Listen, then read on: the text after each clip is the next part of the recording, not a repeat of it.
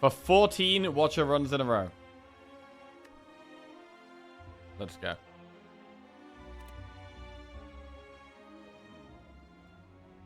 Transform a card. Max HP plus 6. Take 18 damage and choose a rare colorless card or boss swap.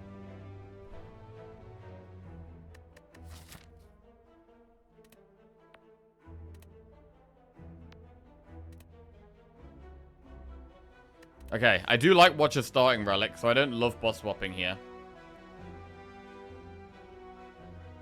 I don't hate just transforming a card. I don't hate transforming a card. I'd rather do that than go for max HP. And I don't really want to take 18 for a rare colorless. I don't know. I kind of like the transform here. Good morning, Bob and Fog. How are we doing?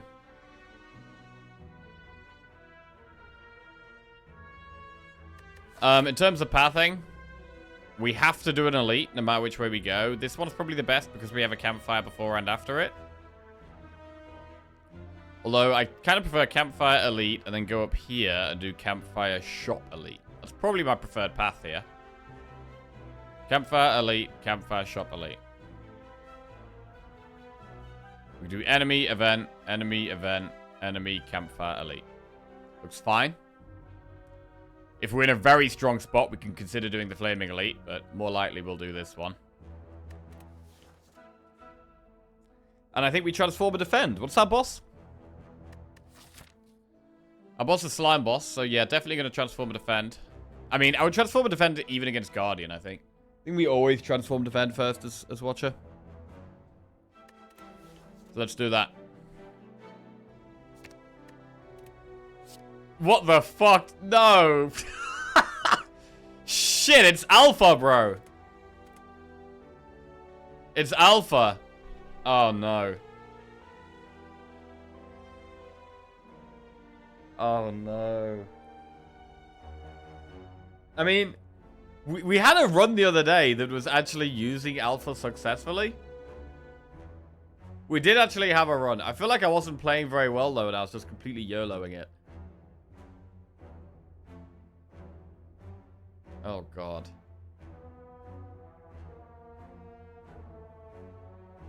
That wasn't Watcher.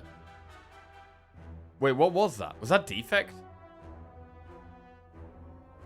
Oh, was that when we got the shard? Is that what that was? Oh, I think it was Watcher, and we had a Prism, and then we had, like... Did we even have Echo Form? I think we even had Echo Form, and then, like, Alpha. Oh, that was a crazy run, actually. That was a crazy run. But we had loads of draw on that run. Loads and loads of draw, and decent energy as well. Please don't try to play Alpha at 13 win streak. I mean, it's good against the boss. You play Alpha, you play Beta, you play Omega, and then you just win. Oh, fuck. It's probably quite good against Lagavulin, because we should have the time to play the cards. Like, I don't know if it's the first thing we remove.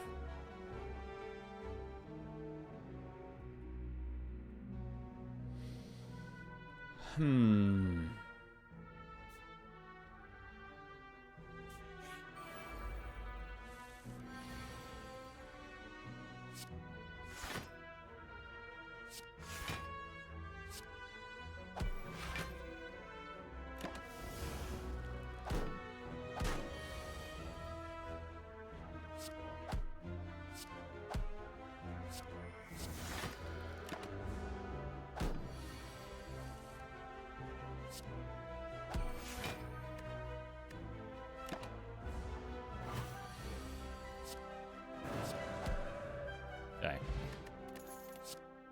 Like water, third eye, crescendo.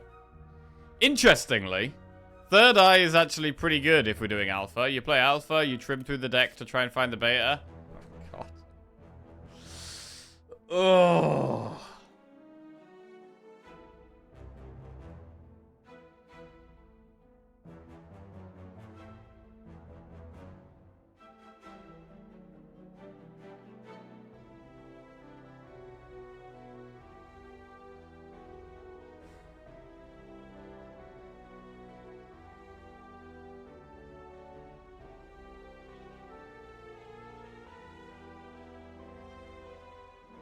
I mean, I don't want to get baited by it, but equally, dealing 50 damage at the end of your turn is a very strong effect. Are we better to totally ignore it and, like, remove it as fast as possible? Or are we better to actually have it in the deck, take some cards that work with it, maybe not hard force it, but actually do get it off in some fights?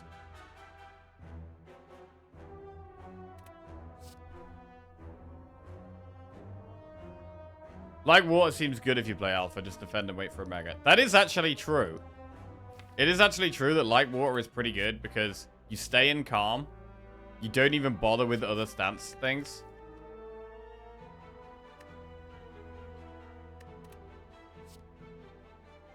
You just stay in calm and then block for a mega. And we just bothered about how much we block. Oh god, we're betting the streak on alpha. I mean, shit. Yeah, good morning, Jelly. Bro, we transformed a card, floor 0, and we transformed into alpha. And now I don't know what to do. And now I don't know what to do. Hey, Japanese export, what's going on? Japanese export, what do you do when you on floor 0, you transform into alpha?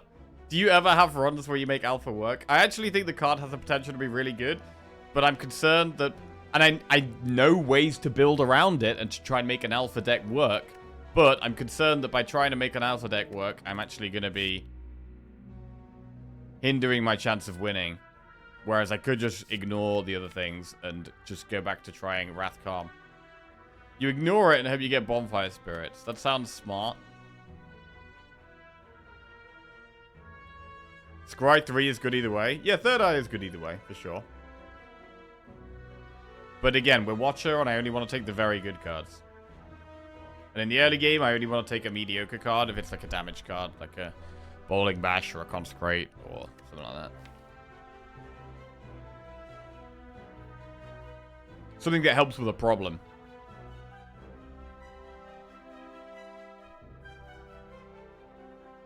It changes nothing about the draft except your +1 entry, +1 remove. Unless you actually play a Mega, though. Unless you just play it.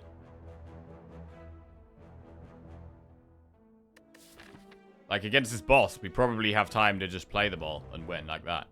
If we get Lagavulin as an elite, we probably play it.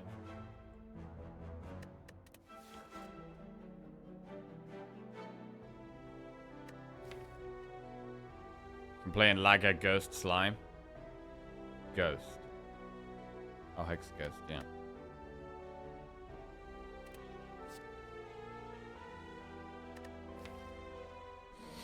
I mean, what if we end up getting, like, Omniscience? Bro, what if we get Omniscience and we actually go full alpha, though, bro? I mean, block at the end of your turn when you're in calm. Like, we could take, like, water, stay in calm, and actually try and make alpha work. It's not a build around. It can be, though. If you want it to be. What if we get Lesson Learned and accidentally hit alpha?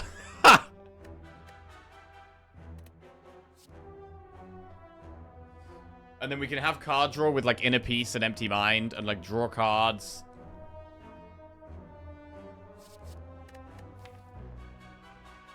We'd remove Eruption. Bro, how do we beat Reptomancer?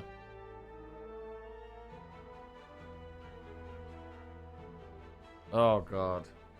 Oh, shit.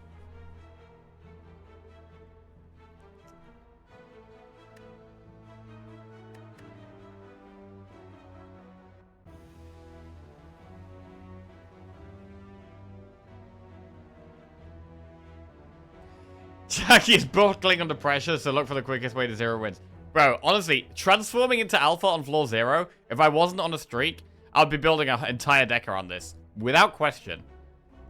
Without question, on 0 win streak, I would be taking here. I think I'd be taking like water. And I'd be building a deck that's based around calm, leaving calm for energy, getting more block in calm with like water, drawing cards, omniscience, alpha, beta, omega, and winning like that. I think if you close your eyes and pretend it's not there, you'll be a lot less confused. I'm with you. It must be a super fun run, but it's so dangerous, bro. It's so dangerous, bro. This is my second ever biggest watcher streak. And I'm presented with alpha. Is this just a bait? Is this just a humongous bait? I think I'm being tested here. I think I'm being tested. Are you a real gamer? Or are you a real man? Shit. Did you put crazy pills in your coffee this morning? I haven't had a coffee yet. Definitely gonna need one or something. I'm fucking struggling. Morning, Cyan. How are you doing? What's going on? Removing Eruption and going all in on Alpha is definitely how you lose this. Let's be real. I see we've auto-run 140. Oh, God. Oh, God.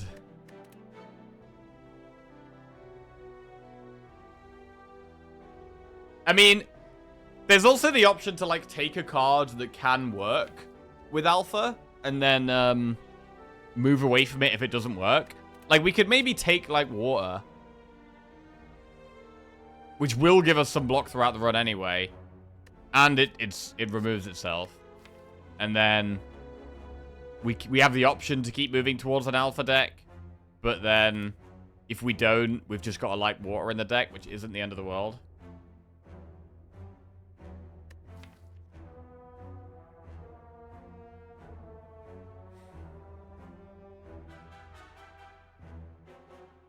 I don't like... I would not normally play in a style where we get Alpha on floor 0, and then we totally ignore it, and we just remove it immediately. That's not the way I would play the game.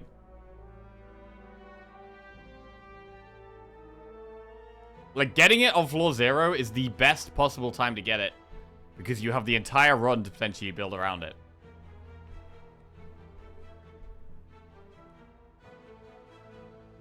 But I can also just think of it as if it's not really there. And then I don't get baited into taking bad cards that can make the deck worse and make our chance of losing more likely. And we just hope we get the normal Watcher stuff, which we're likely to get, like the card draw and the...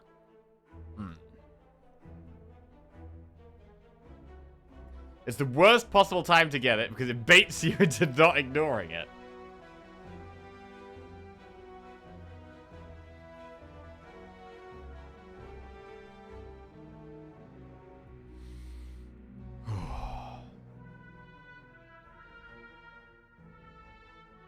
Happy Ball Pit Update Day. Happy Ball Pit Update Day, Cyan. What's going on?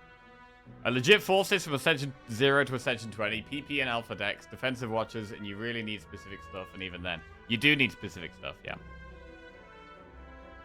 I mean, the main thing is the block, right, and the draw. Like, because Alpha is actually the only damage you ever need. Alpha's the only damage you ever need. You just need block, energy, and draw. The thing is that Watcher doesn't normally struggle with damage because of Wrath. Because of Wrath and because of Divinity, like, you're usually doing one of those two things. And they give you so much damage without even having many good damage cards.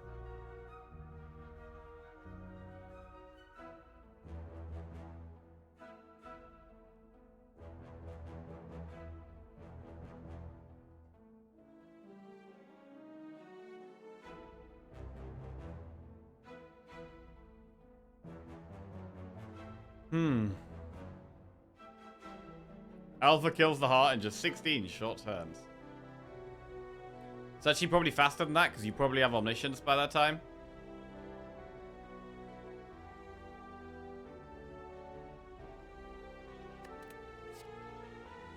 I'm going to take like Water.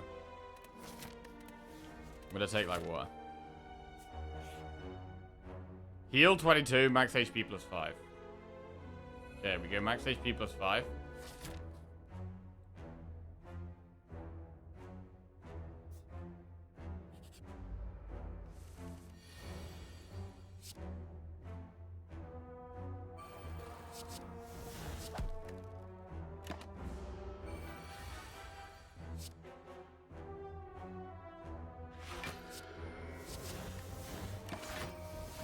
There it is, bro. Oh! There it is. Sands of Time, conclude, protect. So in a deck like this, we can maybe consider protect.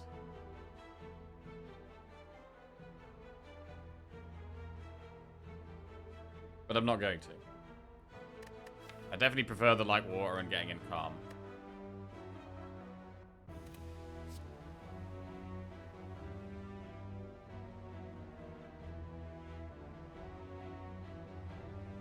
I don't know, protect seems kind of good in this type of deck.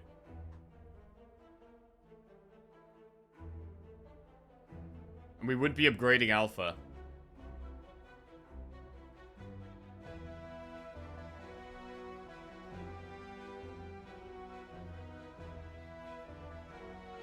Very literally, Omega lol. Alpha solves cultist. Shit, bro. Oh, God. Oh, God. Bro, I would just rather play the game this way. I don't want to ignore the alpha. Why would I want to ignore that? That's one of the coolest cards in the whole game, bro. I don't want to ignore that. I want to make it work. I want to make it work.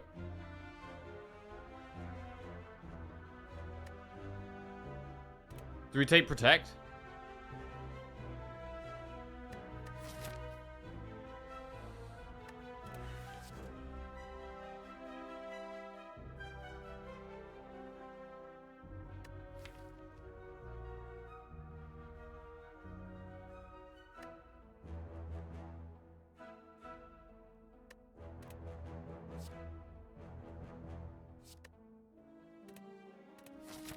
I'm gonna skip. Upgrade 2 random cards, lose 22 HP. Lose quite a lot of HP for this. But we can just rest in that campfire. Let's do it. Oh, God! Oh, God! I mean... Alpha plus?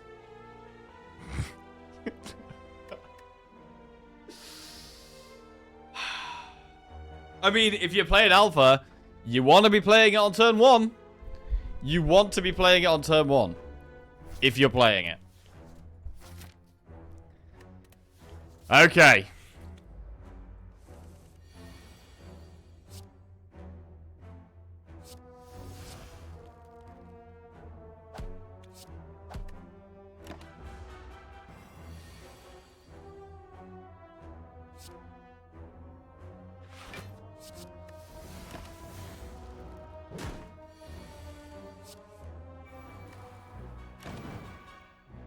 Omega wins again.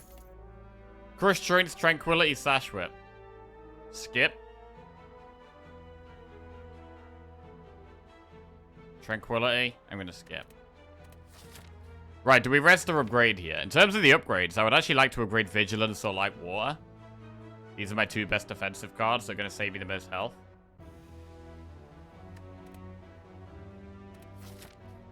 Flaming Elite. I don't love the Flaming Elite, to be honest.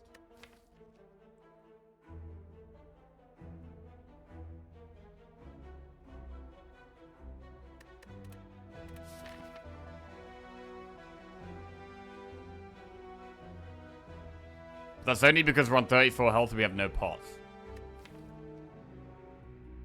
We know we get alpha turn 1.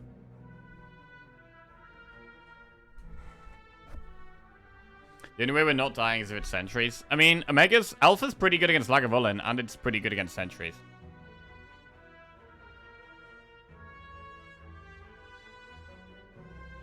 And against Nob, we play Alpha turn 1.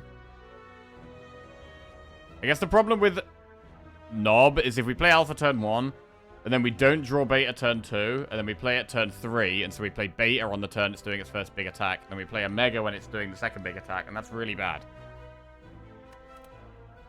So, I'm going to rest and do the single elite here. It's Lagavulin. Okay.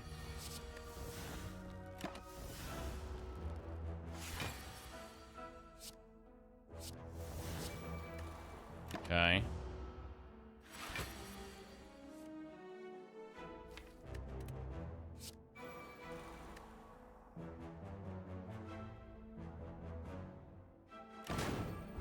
It's a dead Lagavulin.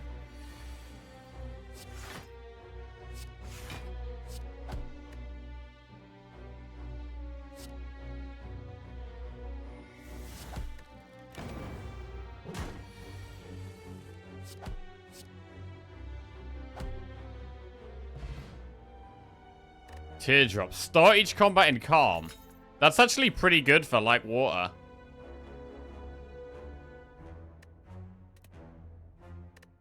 Fear pot. Evaluate Ragnarok Protect. Miss lethal? Possibly.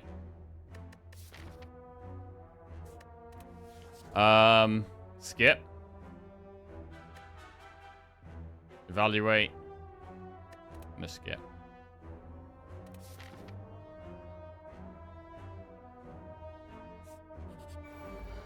Thief.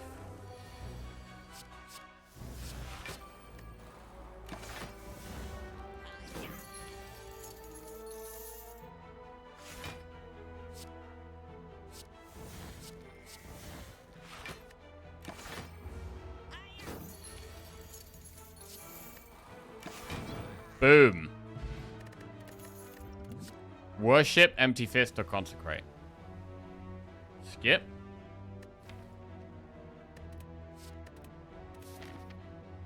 Chest.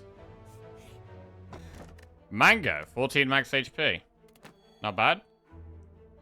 I think we want to go through this campfire and possibly upgrade Light Water. Worship fits into the plan of having bad slow cards in your deck. 150 gold become cursed. No. On 59 gold, I think we can go for an upgrade. And we upgrade like water. Not eruption, right?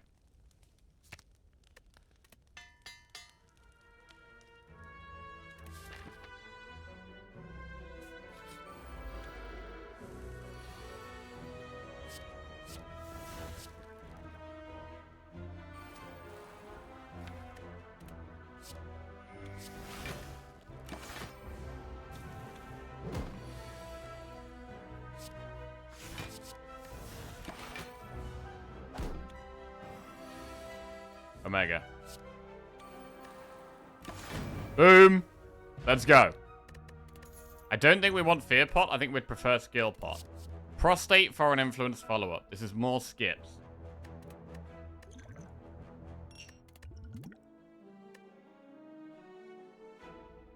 Can you add this to the channel? It's happening?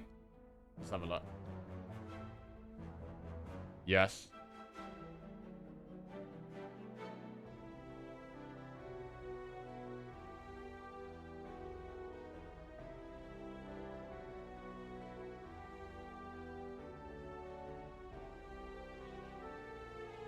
Okay. It should be added. I can see it. It's working. It's in. Any other remotes people want added? While we're at it. Any other remotes people want added? Let's have a look at the, We don't do this. We don't add emotes very often, so we've got to, make the most of it when we're doing it.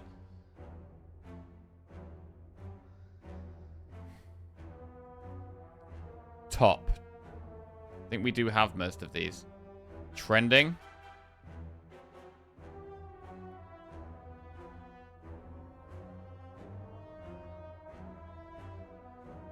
I quite like this one. Her champ.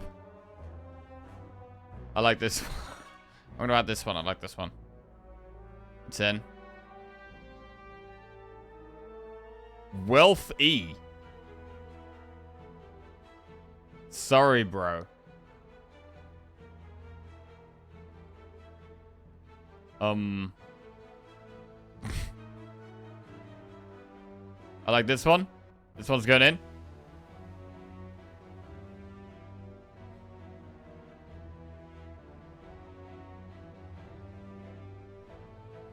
What else?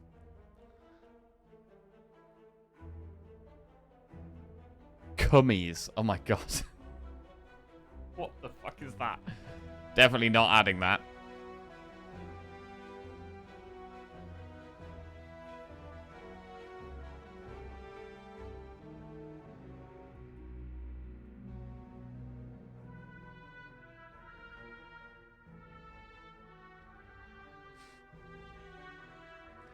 How is that trending? I don't know.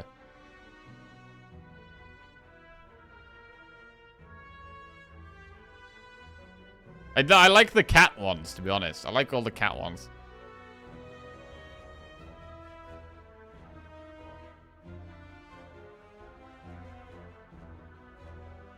Okay.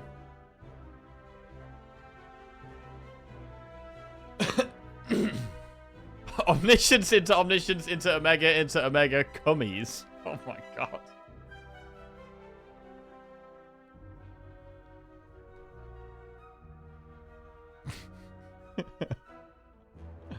Any emotes related to chilling? Chilling.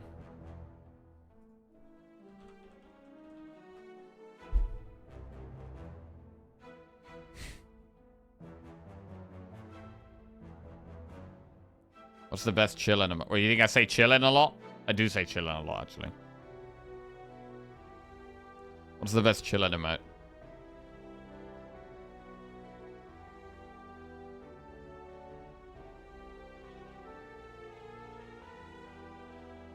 The Pikachu one?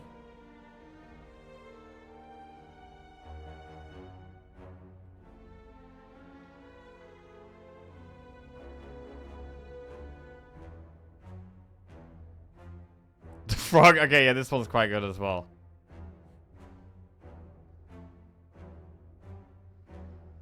Right, Pikachu or Pepe with Duck Ring?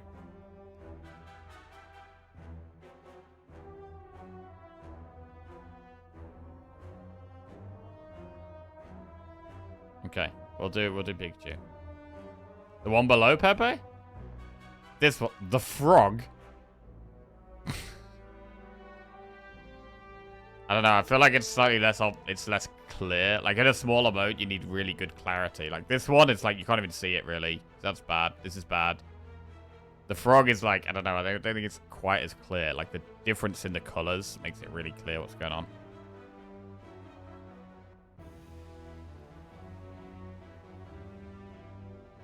Yeah, I think the Pikachu one is good.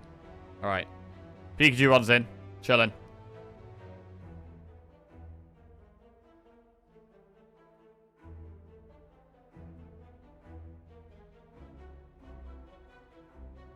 Or what if is there any need for just chill?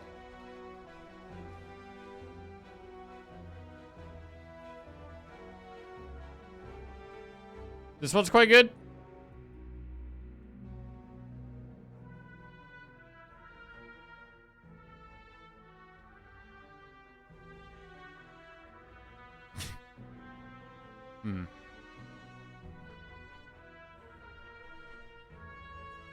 Yeah, no, I think the Pikachu one's fine. Alright. Done. Okay.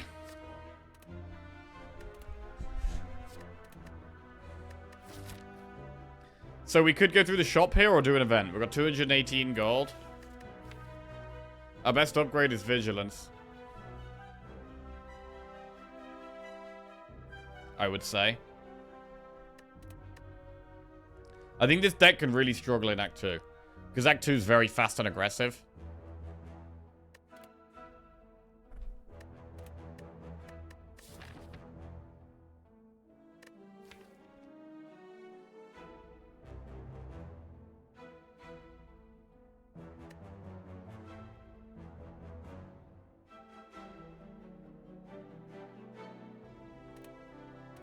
Do we need a shop yet?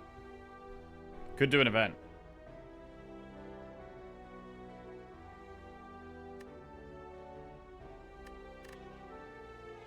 I think Act 2 is going to be harder for us. And so I don't mind doing the event and trying to get a shop early on in Act 2. I do think Act 2 we're going to want to play really safe with this strategy. Bro, I like that we're trying to build around the alpha. It's possibly not optimal, but we're playing on our terms. If we die, we go out on our own terms. We've made our decision. We've made our bet. We're going to lie in it either way. Either we win with alpha or we lose with alpha. Right.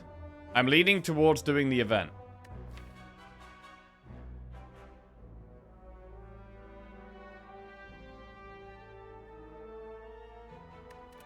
I'm gonna do the event.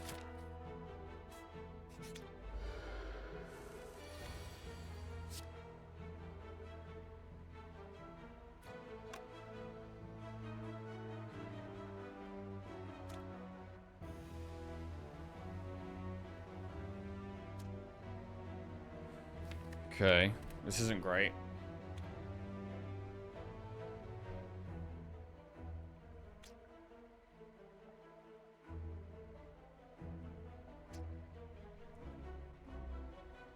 I think Status needs to find solutions for Nob, Slavers, Book, Gremlin Leader, Reptomancer, Nemesis, Head, Spear, Shield, Ultimate, and Collector, Tim, Dodu Decker, Woke Bloke, Heart, and some of the hallway fights, and then it will be set.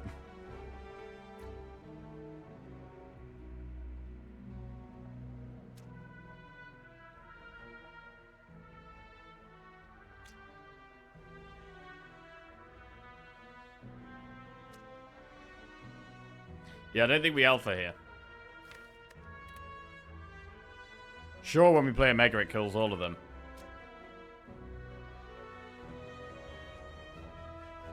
But it's better to not do it.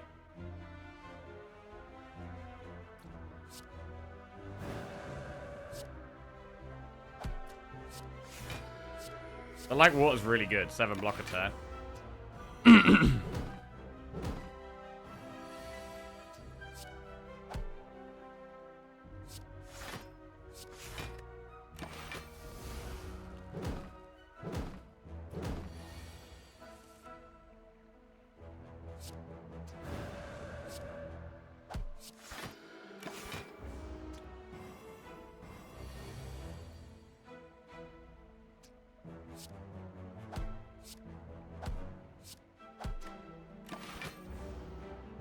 Man, as if the upgrade event upgraded Alpha. Crazy. Empty Body, Mental Fortress, Tantrum. Mental Fortress can be good for block because we can leave Calm and get back into Calm with things like Empty Mind. Or maybe even Empty Body. Mental Fortress is strong. Like, we could just stay in Calm. Or we could take Mental Fortress and have ways of going in and out of Calm.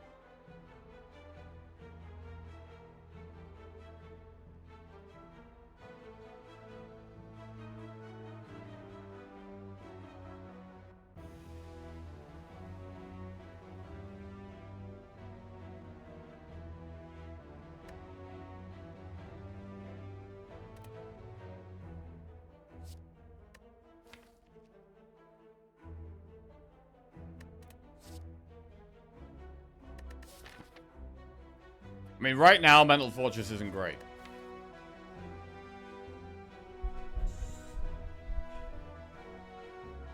Because we start in Calm.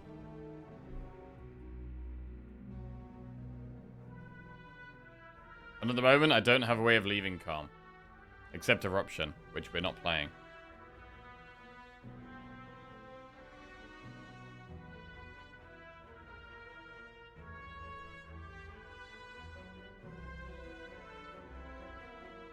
I mean, we could potentially Omniscience Light Water. And get 14 block at the end of every turn. Or 21 block at the end of every turn.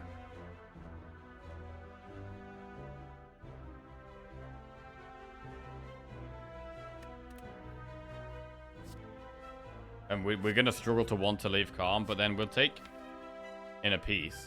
We'll take Empty Mind.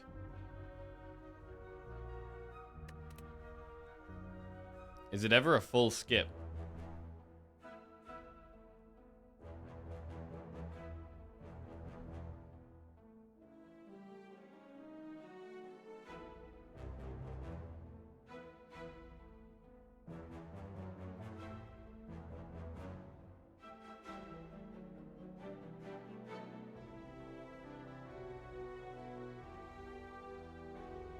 Kind of crazy that we got the start in calm and we have like water.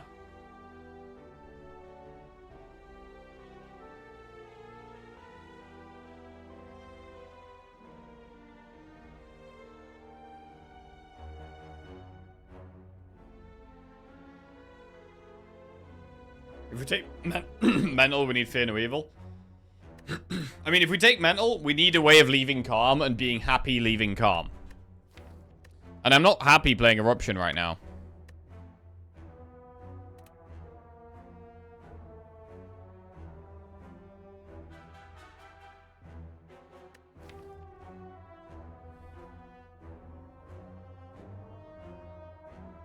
Which cards are you happy playing? I mean, I'm not really happy playing any of these right now. I'm happy playing Alpha, Beta, and Omega. And I'm happy playing, like, Water. That's it. I'm happy playing these two. This gives me 7 block at the end of every single turn. This wins this fight. The rest of our deck pretty much does nothing. Trails_just resubscribed for 68 months. 1 month away from the promised land. Also, could you slow down a bit? You are picking cards so fast that I can't keep up. Welcome back to the Jackals Happy Trails. Thank you very much. Cheers, mate. I'm assuming that's sarcasm.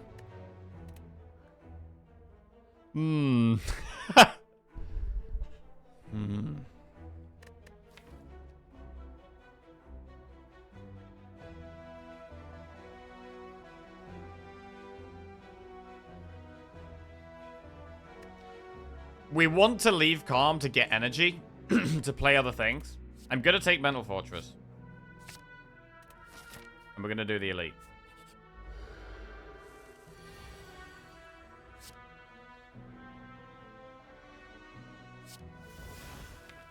I've only got one way of getting into calm in the deck.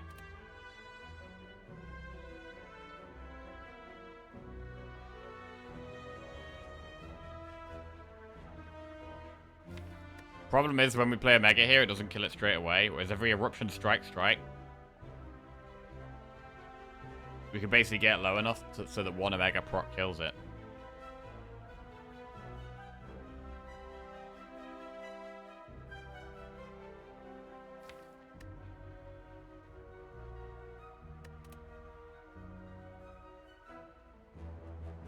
Yeah, I don't hate playing skill pot here. We do have a 50% pot chance.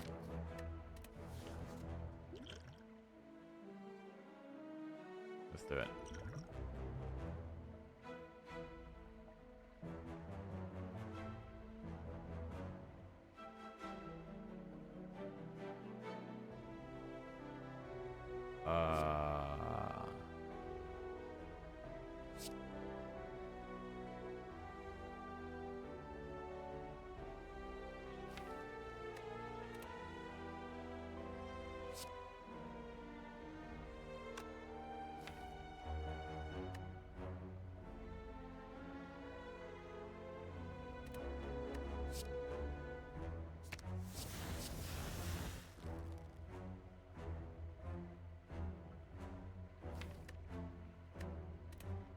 Nine plus 24 is 33,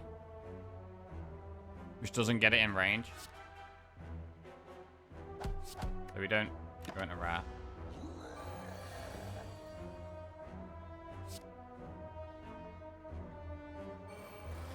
Like water does save us health here.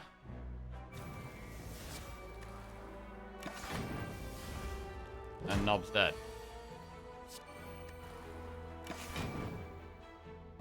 Okay, Pantograph. The start boss combats heal 25 HP. This is going to allow more heals. Foresight, Study, or Simmering Fury. Foresight is quite good, I think, because we can trim away some strikes and defends when we play it to try and get to Beta and Omega.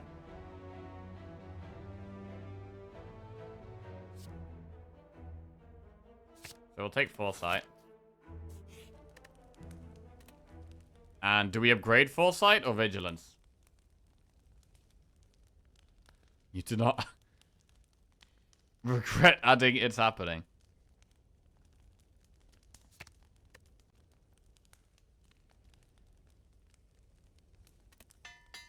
Foresight plus.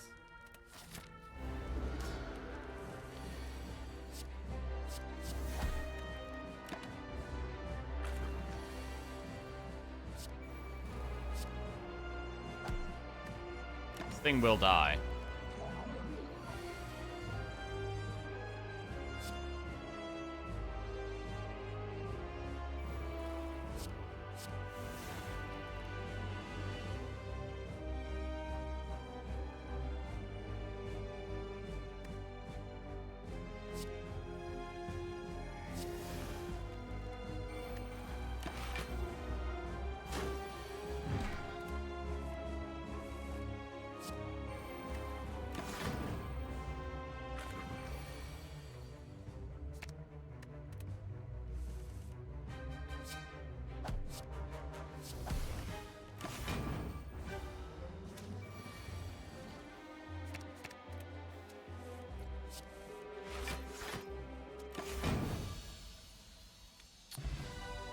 Okay, 79 gold. We're definitely going to be looking for a shop early on in Act 2. Vault, Master Reality, or Blasphemy? Vault can help us stall. Master Reality, I mean, Master Reality can make Beta 1 energy, and it makes Omega do, what, 60 damage instead of 50, I think? But it's going to be Vault here. I'm going to take Vault.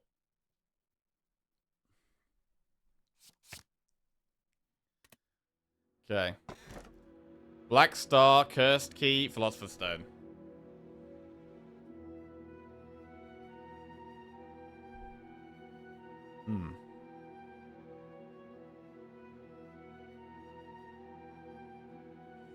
I don't really like Philosopher's Stone.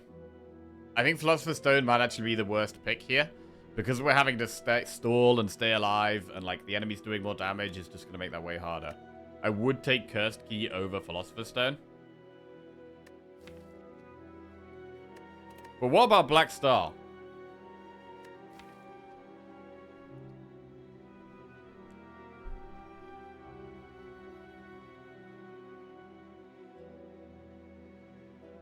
Also Scry the Curse, potentially.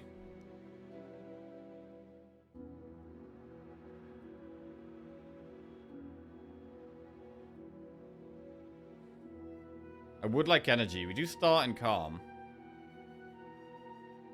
We're going to be looking to upgrade Vault. Definitely. So we can Alpha and Vault at the same time. Or Beta, Miracle Vault at the same time.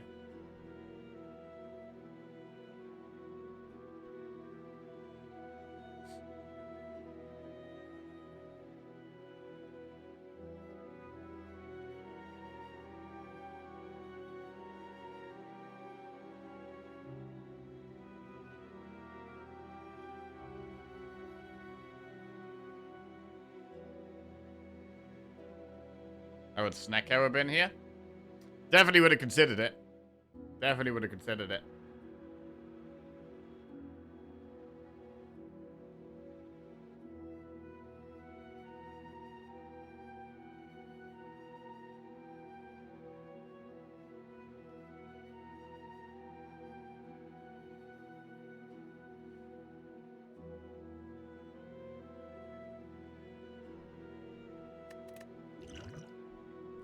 I do like Black Star.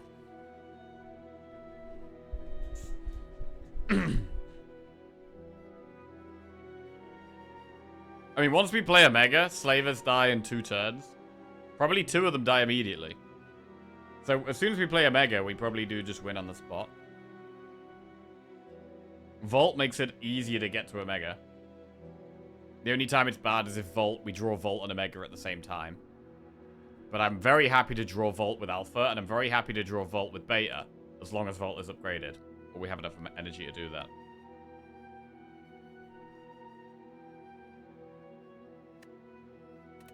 I think we probably do have to take the Cursed Key. It's going to lead to so many less relics, because we're going to be doing... We don't get the Black Star value, and we also are going to have to skip a chest, probably.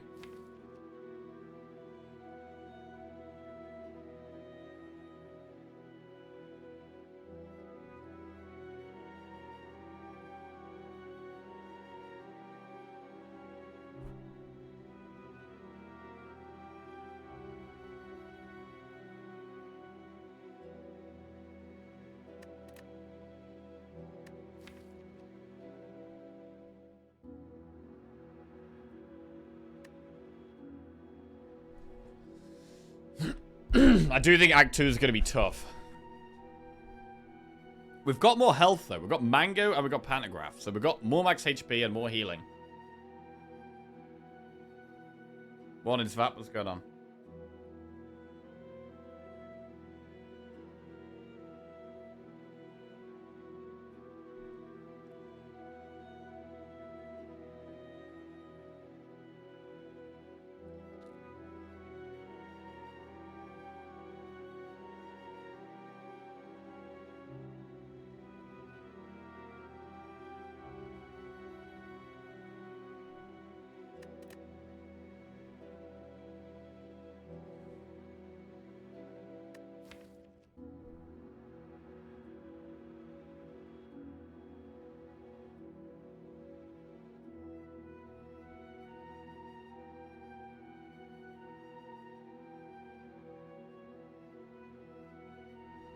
Damn, I thought I was watching live, but it was some VOD on autoplay. Wait, what?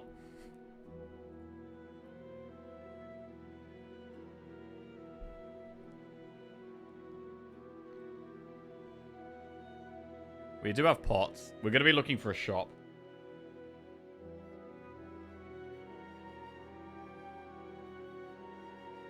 Fuck Alpha.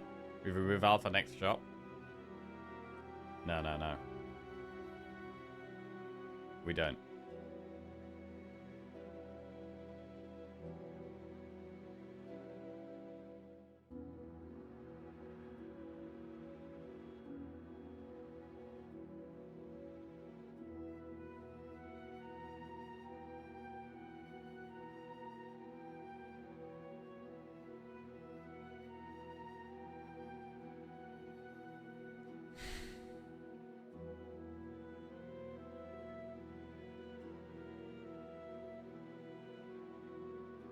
With Act 2 being difficult, I do think we should take the Cursed Key. I mean, it could allow us to do more elites anyway. How many alpha runs do you reckon there were in the current Watcher World Record streak? I'm gonna guess 0. I would also guess 0.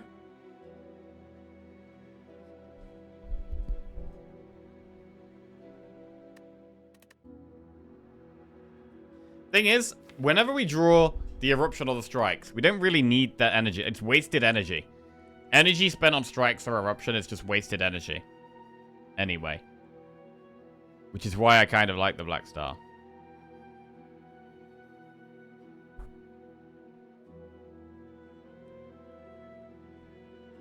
Bro, it's so aggressive though, bro. It's so aggressive. And in a lot of these fights, the turn we play a Mega, we don't just win. In Act 1, you can play a Mega and just win on the spot. In Act 2, you play a Mega and you don't win for like a couple of turns. So we will have a turn where we take a big hit where we're playing the Omega. If we get to 4 energy, we can Miracle and then Omega and Volt on the same turn. Which is quite a big deal.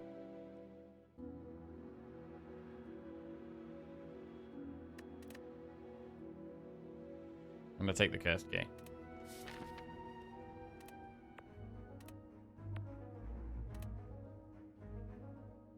God, all the shops are miles away. That's pretty bad. We have to do an elite no matter which way we go.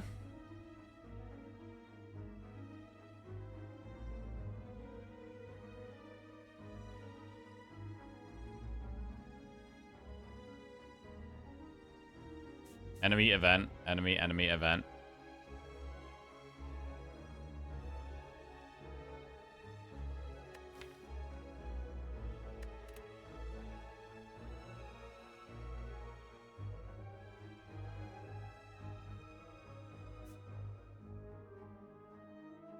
Oh, this map is terrible.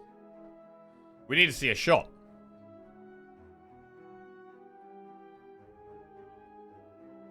We can do Campfire, Elite, Shop, Flaming Elite. Act 2 Flaming Elite is scary.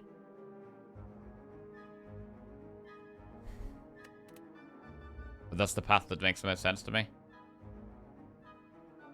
Could go up the left, but we're forced to do loads and loads of basic enemies. I'm gonna do enemy event, enemy event. Probably Campfire.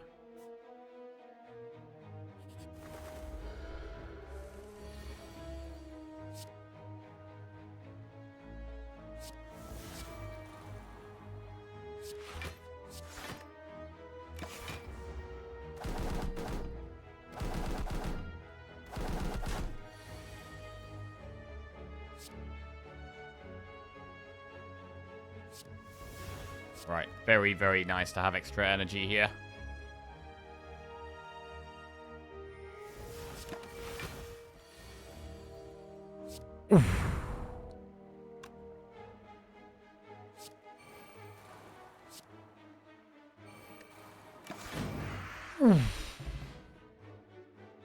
That was nice. Empty fist, evaluate, halt. That's a skip.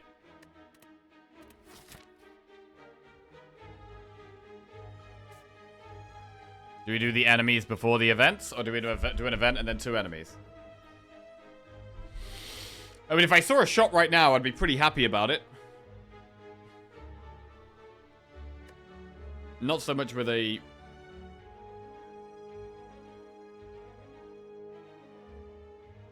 I think we do the event. Then 2 enemies. Get Jaxed, transform 2 cards, obtain a special relic. This is definitely transform 2 cards. What do we transform? Do we transform Strike and Eruption? Or double Strike?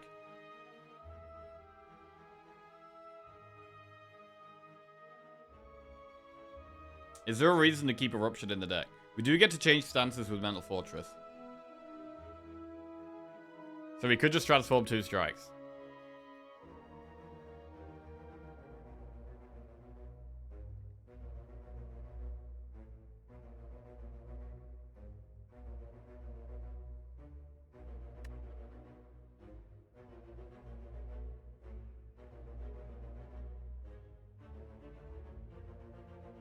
Right now, Eruption does feel like my least playable card, though.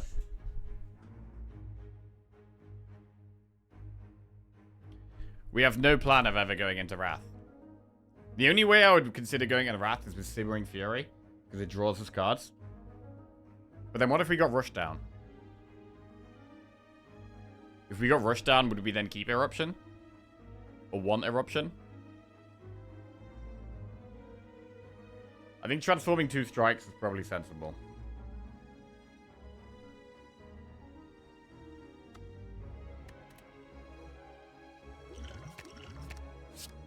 We did get Rushdown. And we got Collect.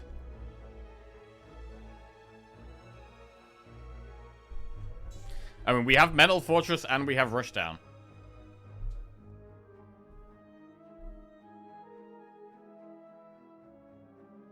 Do we, with this, do we start thinking about pivoting away from Alpha? Tantrum Pickers over the moon. Bearing in mind that Tantrum Pickers wouldn't have Mental Fortress. Which is pretty relevant.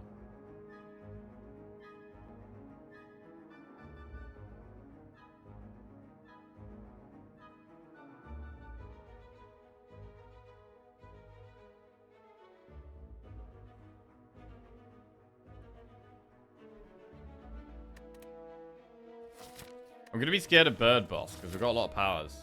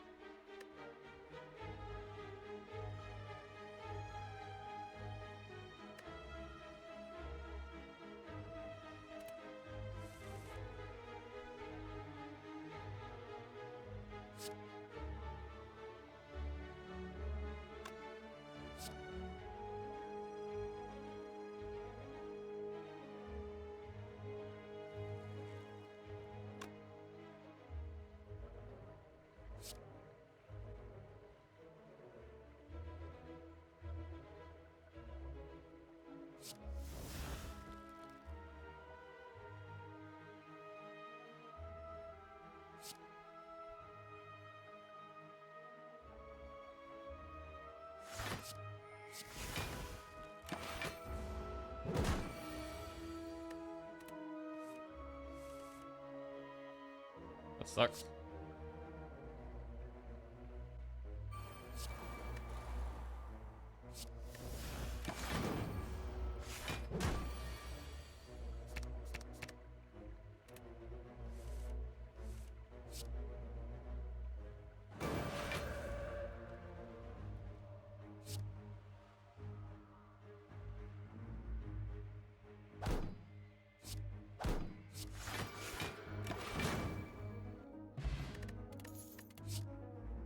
Flurry of Blows plus Bowling Bash Crescendo. I think that's a skip.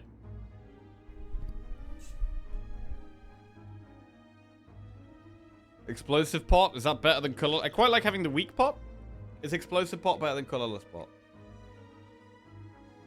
I don't think so. I think I like the Colorless Pot.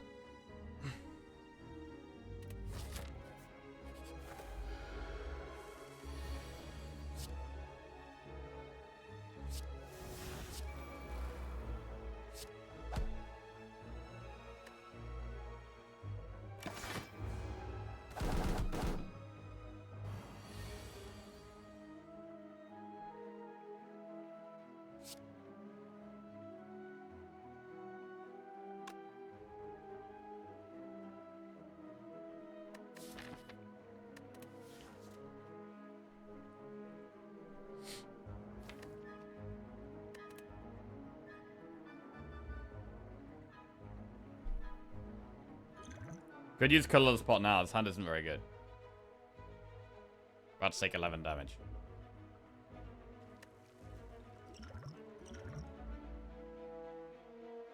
Wow, this is also not good. Damn.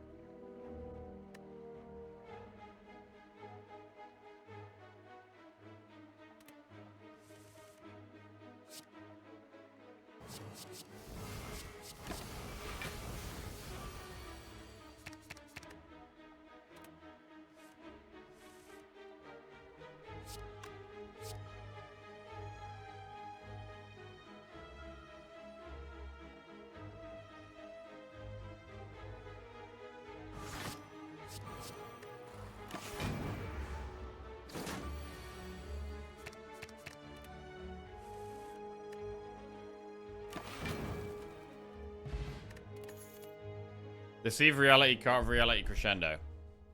Deceive Reality is quite a good block card. And I don't mind taking it.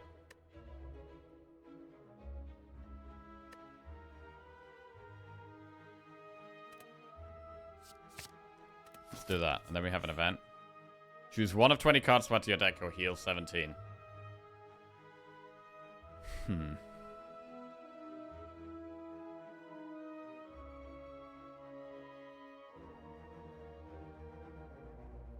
Should probably add a specific card. We're going to have Campfire into an elite here.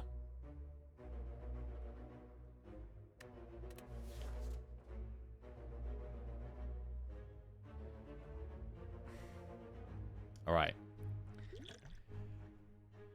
Wallop! There's a lot of good cards here. Wallop, Empty Mind, Sanctity, Rushdown, Mental Fortress, Cut Through Fate, Deceive Reality, Like Water, Omniscience.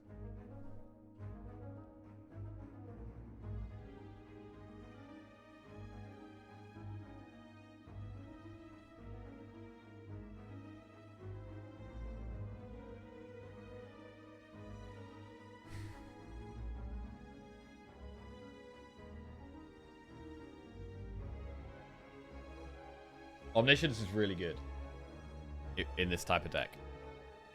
Like Water is really good in this type of deck. But Rushdown and Mental Fortress are such incredible cards normally.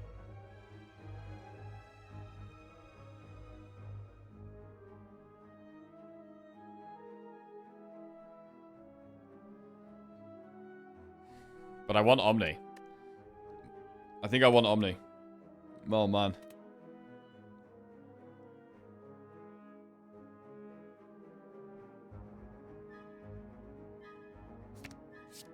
Putting Omni in the deck.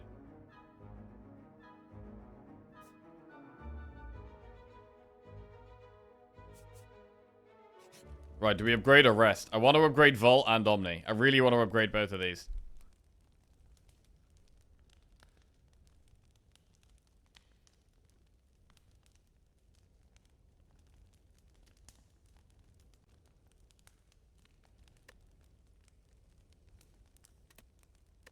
Which one, though?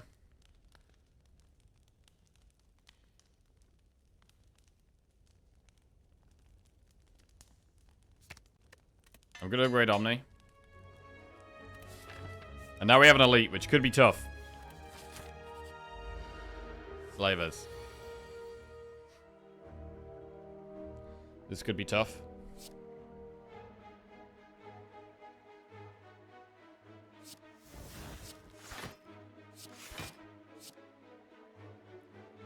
I think we saved the miracle here.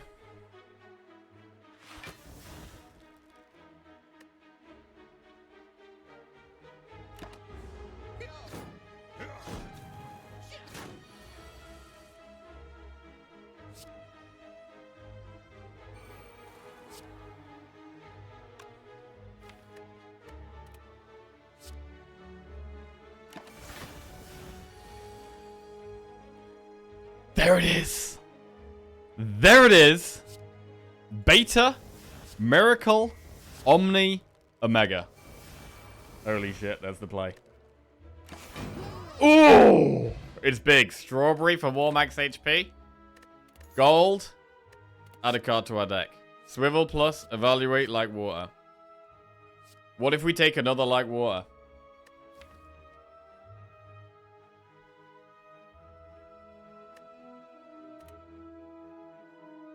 I'm gonna take it. Event or enemy? We may be moving towards the Flaming Elite here, because we want to do one of these two shops. I'm gonna do an event. It's an enemy anyway.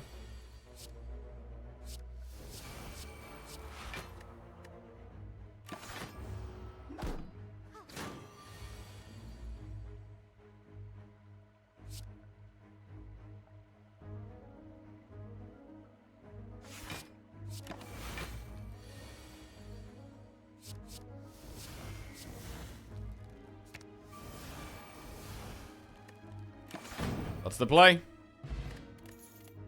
Fear no evil, follow-up signature move. That's a skip. Right. We could open the chest and remove the curse in this shop. But then we're going to be heading towards the Flaming Elite, which is quite scary.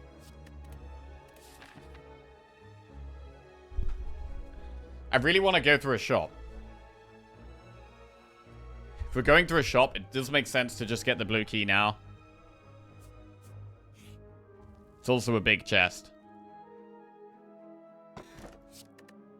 Whenever you obtain a curse, increase your max HP. We'll go with the blue key. Right, we don't have to open a chest again. Definitely want to get rid of Shame, though. Frail is pretty bad. Right. Are we going to go with this Flaming Elite? Or do we go the other way and not do the Flaming Elite? It's definitely better value if we go for the Flaming Elite. It's either Gremlin Leader or Stabby Book. Both are tough for us. Gremlin Leader is going to be easier.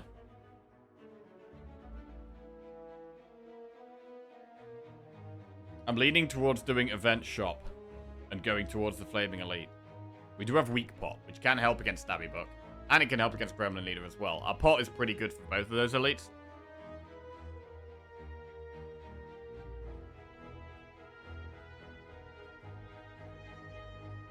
Is the Fear No Evil worth it to have some pivot options? Seems a bit tunnel vision at the moment on the Omega. Omega is our damage. We do not need to look for other options and trim the deck out with other trash. I would rather refine the deck and make it do what we do, but better. Just make it do what we're doing already, but better. Which means a bit more draw. A bit more consistency. A bit more block. and playing a Mega faster and safer.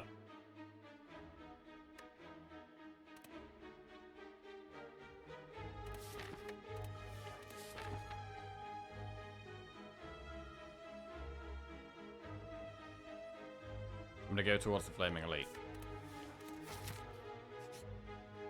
Receive 3 Apparition, lose 47 max HP. Wow. This is a big deal.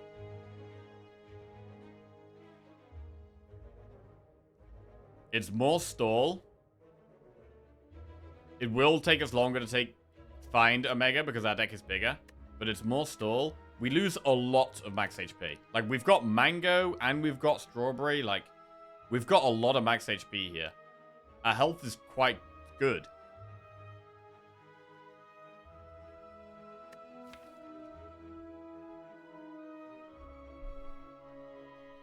And we were blocking with Light Waters. And kind of happy with this. But Apparitions are one of the best cards for stalling.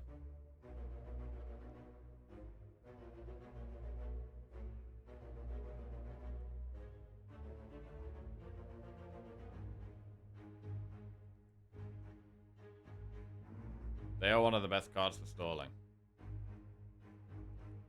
But are we going to be able to block enough when we're out of Apparitions? Because against this boss, we're going to run out of Apparitions, we're going to pop it, and then we're still going to need to survive.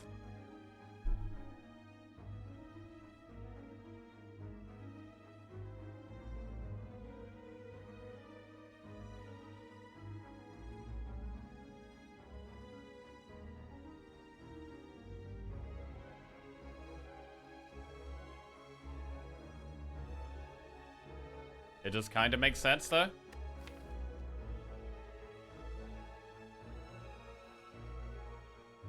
It probably means we can play Act 3 a bit more aggressive as well. It's good against Reptomancer.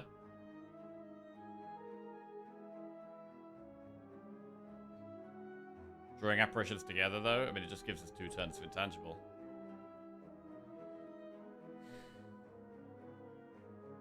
I feel like we should do it.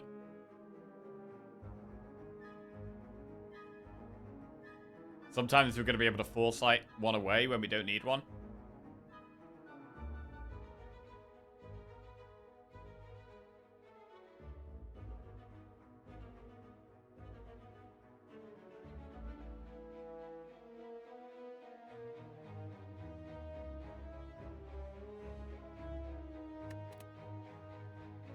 I think we take them here.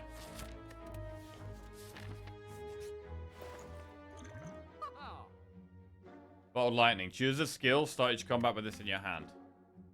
We could always start with Omni. The problem with that is that we're going to be... If we always start with Omni, we're going to be Omniing Beta. And that means we're going to play Omega separately. Which actually is maybe not ideal. But if we add more Omniscience, then it is really good. We could also always start with Vault, which is definitely not bad. Starting with Vault means we get to play Alpha, and then we pass to the next turn every time anyway, and that's really good. I mean, I do like the Bottled Lightning here. Art of War's also not terrible in this deck, but we've already got energy with the Cursed Key, so I don't think we necessarily need it. We could do Bottled Lightning and remove the Curse.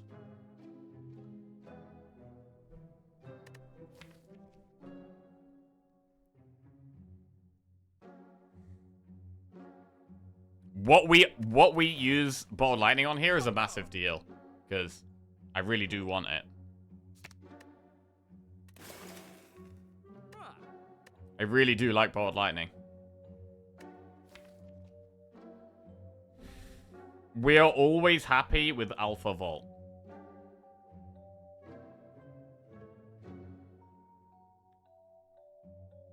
Always starting with Omni is pretty insane, though.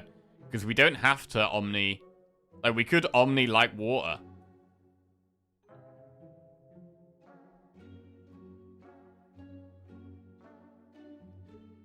We could Omni Foresight. And scry 8 cards every turn. Scry 8 cards, bro. if we do get more Omnis, then I do want to have Omni in our starting hand.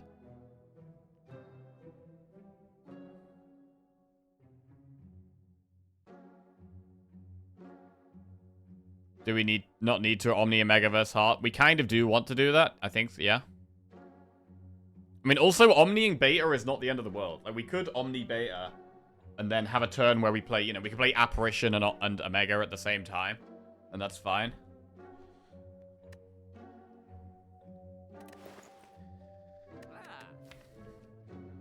The reason to use it on Vault is to just stall, and then we're going to be hoping to get Beta and Omniscience on the same turn, which is not going to happen very often.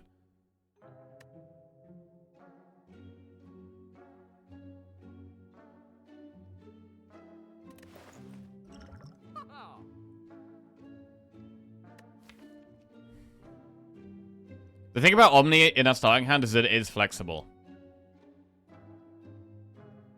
Like, even Omni on Apparition, for Spear and Shield, it guarantees we're intangible on turn 1 and turn 2. That's good. That's really good.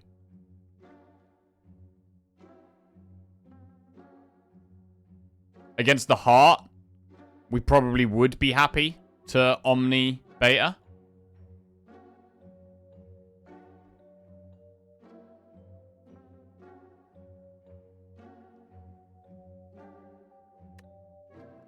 I do kind of think it's Omni. It's flexible, man. It's flexible. We can use it on Foresight. We can use it on Light Water. We can use it on Apparition. Or we can do it on Beta. Alright. Bottled Omni. Okay, we could buy another weak pot. Not going to here. Gonna save the rest of our gold. Shops are quite important for us, I think. Right, and then we have an event and a Flaming Elite. Gain 50 gold or 275 and become cursed. I don't really want a curse. So we gain 50 gold. And now we have a Flaming Elite, which could be very tough. This could be a really hard fight. Right, it's max HP Stabby Buck. I think that might actually be the worst one for us. I think that might actually be the worst one.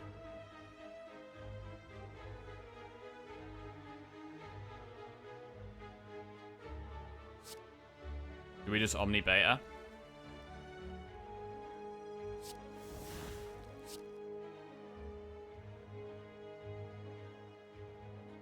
Or do we Omni Apparition?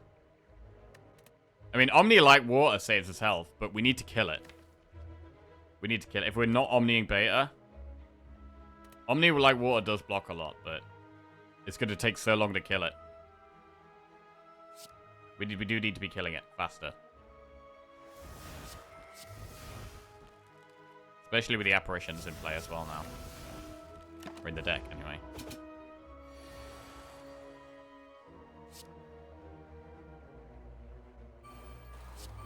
Foresight is really nice here.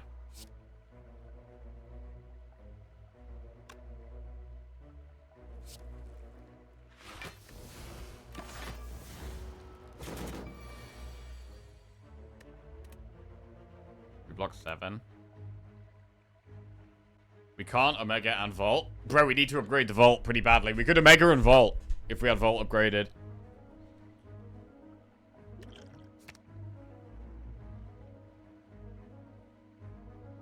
We could hold this hand.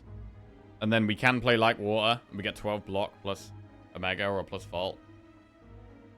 Let's do this. We have options. We get Apparition. Okay.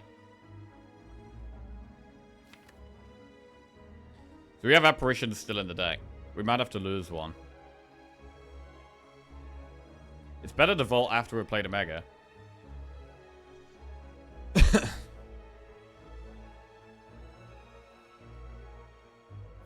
I mean, I'd also like to upgrade the other Light Water. Next turn, I want Omega Apparition.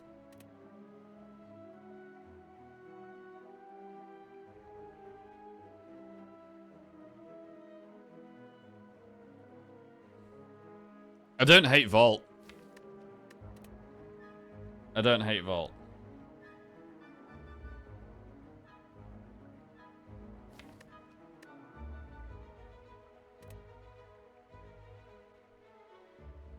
But it takes 5 turns for 1 Omega to kill it. Probably 4, because we can get some strikes in. But just Apparition Omega next turn looks really good. I don't hate taking a little bit of damage here to play the Omega.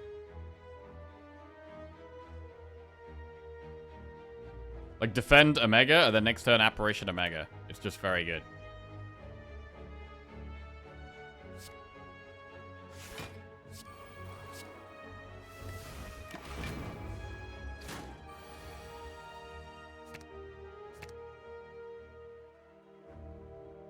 I do draw these, so we have a chance of the apparition being in the bottom of our deck.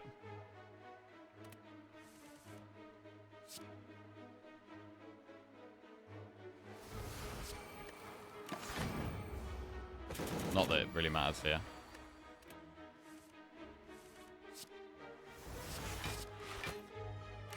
Okay. Anchor. Start each combat with 10 block. We get the green key. So we have flexible pathing for Act 3. Then we have Collect, Reach Heaven, plus a Wave of the Hand. Wave of the Hand is another defensive card that we could definitely consider adding. It doesn't really work with the intangible, but when we're not intangible, it is really nice, because we have Light Water giving us block at the end of every turn anyway. So I don't hate Wave of the Hand. In the longer fights, it can definitely be really good. I'm going to take it.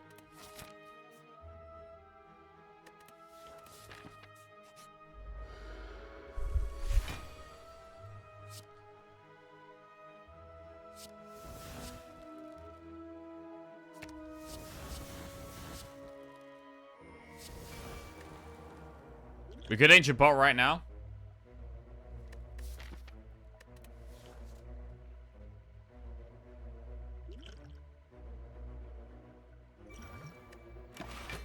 Okay.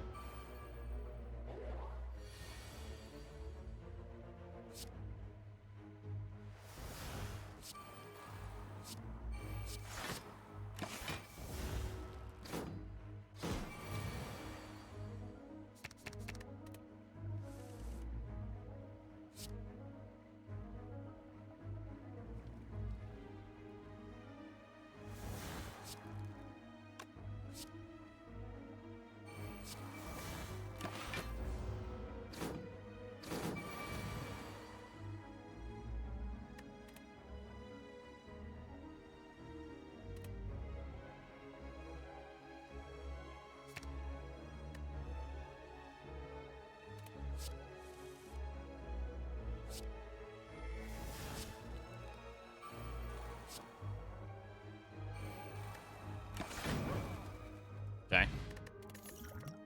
Like Water, Consecrate, signature move. How many Like Waters is too many?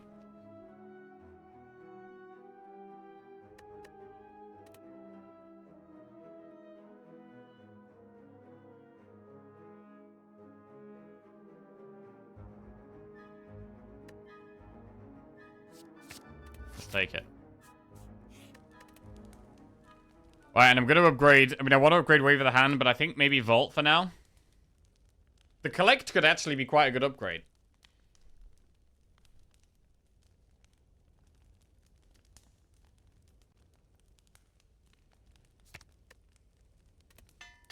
I'm going to upgrade Vault.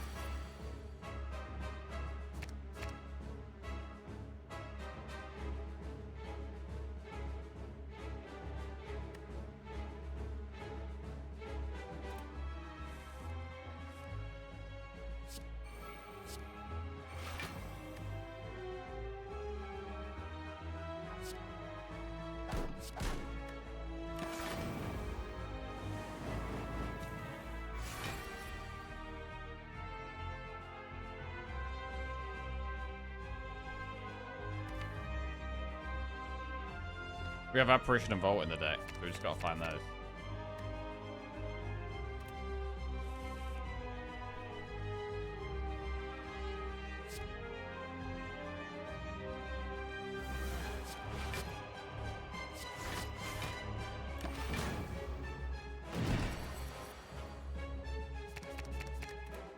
So far, I'm not liking the Metal Fortress or the Rushdown. I think they were bad cards to add to the deck.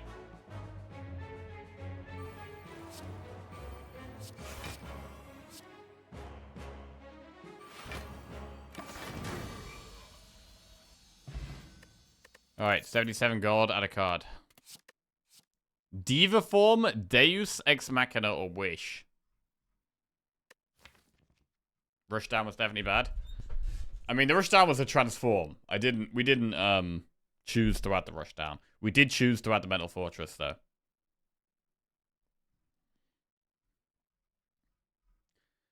I think the Metal Fortress might be the one mistake we've made. But the Rushdown was a transform. The Collect was a transform. Like, Juice is worth considering, so that we have the energy to be able to play the cards we want to play. Like, we are playing some 2 and 3 cost cards. Obviously, Omni costs 3, Beta costs 2. Vigilance and Vault 2.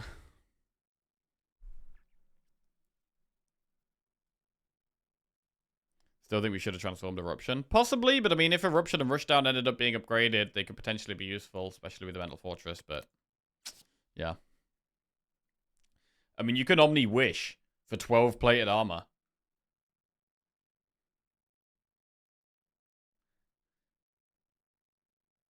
I don't love that. We do want more draw. I do think Juice is pickable. I think Juice is pickable.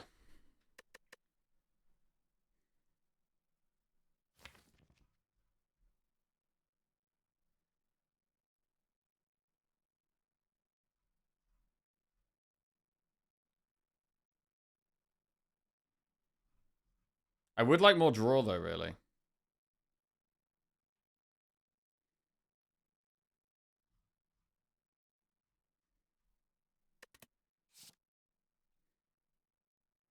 We don't need Diva Form. I'm going to take Juice. Astrolabe, Sacred Bark, or Calling Bell. I mean, Astrolabe, transform and upgrade 3 cards. We could do it on what? Eruption. Strike. We're not going into Wrath right now. Rushdown? Eruption, Strike, Rushdown?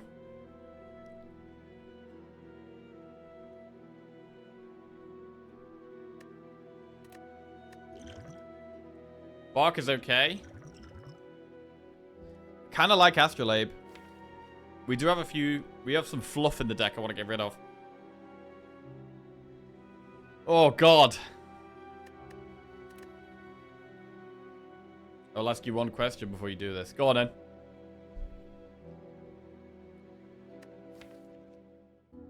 How do you block Awaken 1/Heart? So we have 3 apparitions. Which obviously blocks some turns.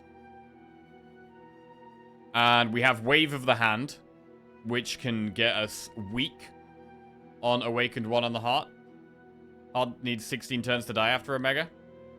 Well, we are generally Omnisciencing Beta, and so we're playing 2 Omegas, which does reduce the amount of turns by quite a lot. The Awakened 1 is scary. With the Light Waters, I do think Awakened 1 is quite scary.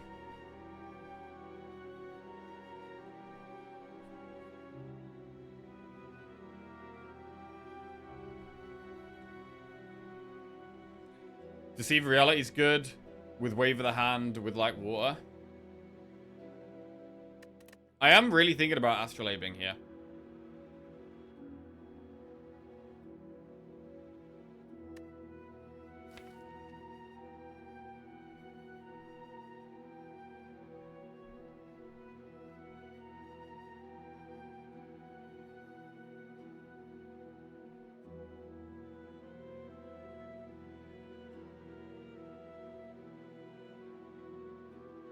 Still quite easy to go infinite with this deck. It has 9 real cards.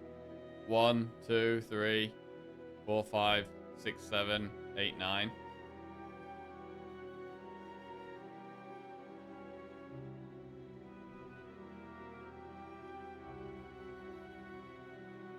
But we'd need a 1 energy calm to do that. And we'd need to be able to fill our hand to 10. I don't think we could do either of those things right now.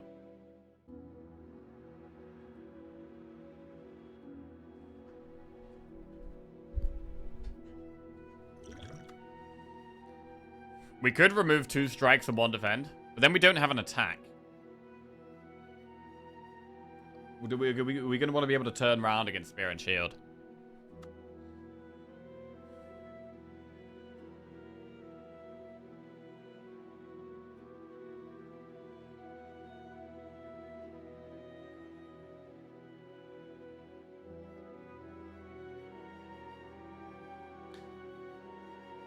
I think we could transform 1 strike, 1 defend.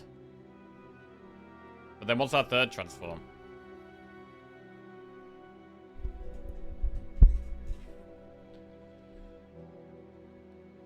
Collect hasn't been useful, but it exhausts. It may be still useful sometimes.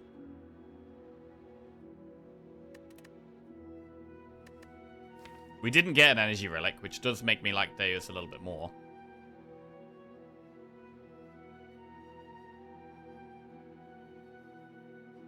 I think doing Omni Apparition is so strong in this kind of run. I mean, we're definitely going to Omni Apparition against, like, Spear and Shield. I think it's very likely.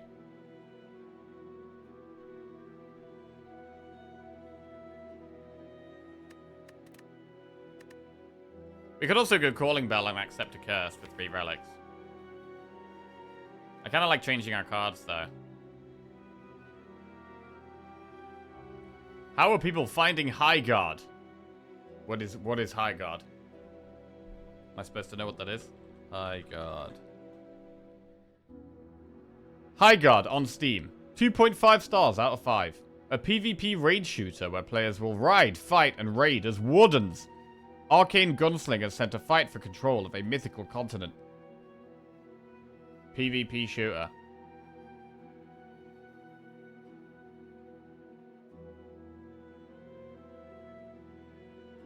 Is it any good? Worst game of all time.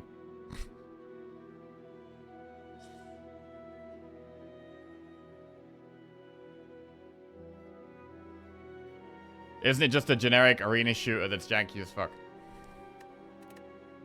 Not the most positive responses from Twitch chat. I mean, we could also get rid of multiple defends. We could transform, strike, defend, defend. I forget Jack doesn't read the gaming news sometimes. He doesn't know the month-long High Guard drama. Drama? What's the drama? High Guard drama. Yeah, I don't really pay attention to online drama of any kind. When I do, I usually end up getting frustrated, so I generally stay away from that kind of thing.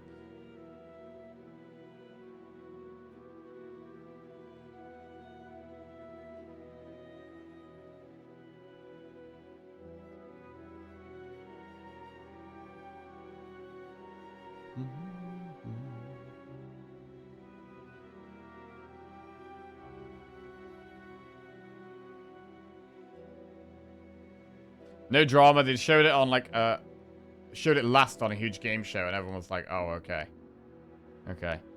Saved it for the final game reveal of the game rewards in December, and everyone was underwhelmed. It turns out they wanted to shadow drop it. He convinced them to send a trailer. Okay.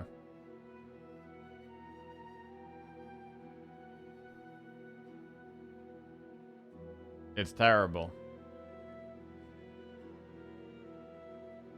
Has mostly negative reviews on Steam.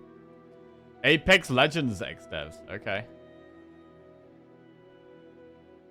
Right, let's read some of these reviews. I mostly just feel bad for the devs. The game clearly wasn't designed or prepared for this level of scrutiny. Everything is blurry and unclear. The map is the size of Latvia, but you only have 3 players, so most of your time is spent running around the map looking for something to kill. It's saying it's a fast-paced shooter, but also the merchant makes you go mine rare earth metals to buy stuff. The characters are profoundly bland and uninteresting, and the art direction is just like they dumped every cool idea into a vat. What if there was magic? What if there was guns? What if you could ride a bear? What if there was Excalibur? What if there was a giant siege tower? The game isn't fun and isn't interesting. All that said, it is free. Damn. Size of Latvia is a very niche size comparison, yeah. The maps in this game are way too big for 3v3. The size would fit better for 5v5 or 6v6. The guns feel nice to shoot, but uninspired. Audio is weird, because people sound like they're above you when they're actually in front of you, and vice versa. This game needs serious work in order to be what it was hyped up to be.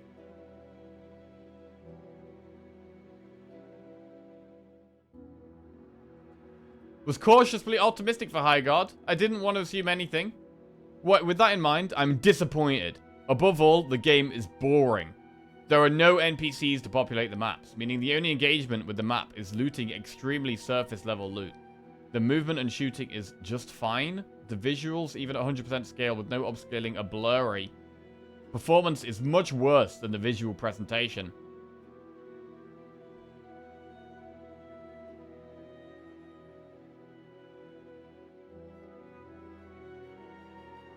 Huh. Wow, 15,000 reviews? Holy shit. Yo, how many people leave reviews? Do you guys ever leave reviews on games? Bro, there's a lot of reviews. Holy shit.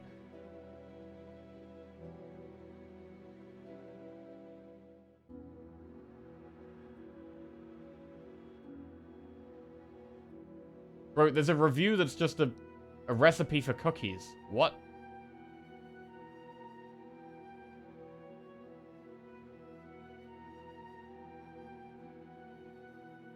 Tend to only leave positive reviews. Came out last night. So basically there was some hype for this game. So somewhere hype has been generated and people have latched onto hype and had big expectations and they were let down by expectations. Okay? That seems to be what's happened. A very common story. Please Slay the Spire 2. Please Slay the Spire 2. Please don't do it, Slay the Spire 2. Don't be bad. Please.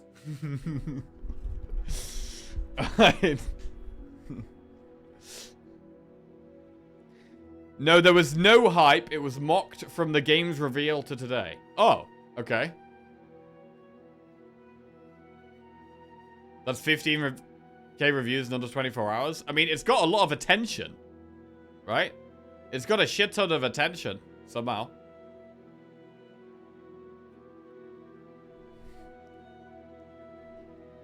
Attention similar to hype, right? It's got a lot of eyes on it.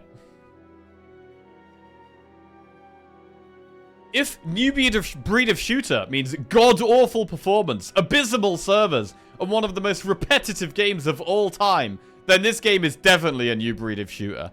Nothing in this game is new. It's just a merger of several other game mechanics. Traversal in this game feels boring and just like point A to point B with absolutely no NPCs. Nothing in the world makes it seem appealing. Only positive is the mounting feels good and it's free to play. I had 5 out of 10 expectations for this game, but I'm gonna go 3 out of 10, honestly. Damn.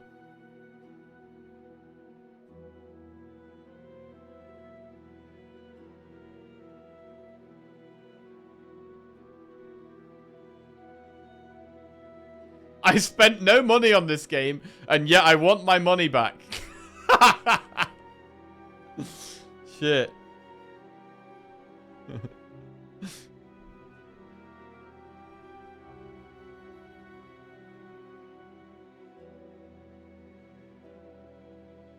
Actually, human adult gamers being mad at Geoff Keighley for advertising a game he likes enthusiastically is most of the story. Yeah, that guy seems to be getting a lot of criticism for a guy that just puts all of his work into trying to promote games and, I don't know, I really like that guy. I mean, I've never met him, but I think he's a cool guy. The expectations were not set by them, so I'm kind of cool with that. Sorry, Geoff? I like the guy, he just liked this game so much he put it in the premier spot. Okay. But he's more focused on promoting his shows these days.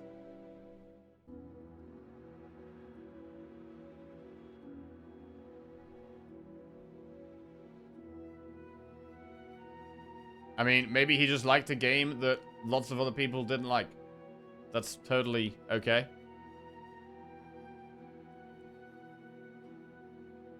Yeah, I don't know. Anyway.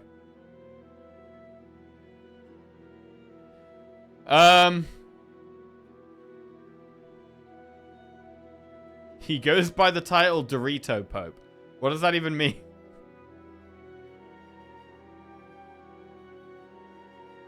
I'd say the first trailer shown at a 2+ hour game show is the best spot to have rather than the last, but maybe that's just me.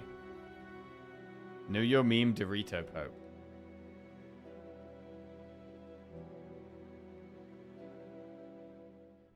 Nickname given to gaming journalist Jeff Keighley following an interview between Keighley and Level Save in October 2012. The effusive amount of product placement for Mountain Dew and Doritos during the interview led to large amounts of criticism. Okay. And led to it becoming a notorious example criticizing the state of gaming journalism at the time.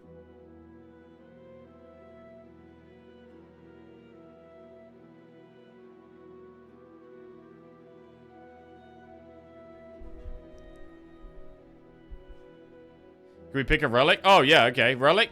So we were going to do Astrolabe. We were going to do Astrolabe.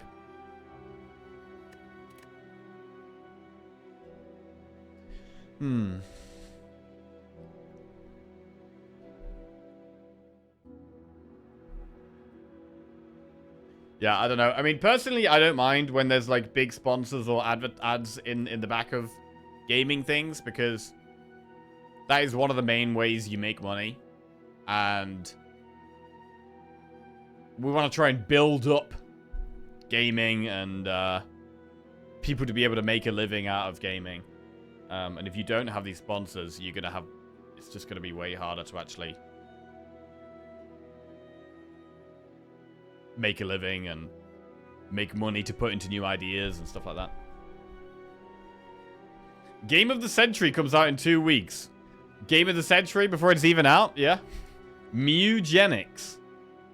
Build the ultimate cat army through tactical breeding and send them into deep, challenging, turn-based adventures. What? Cat breeding game?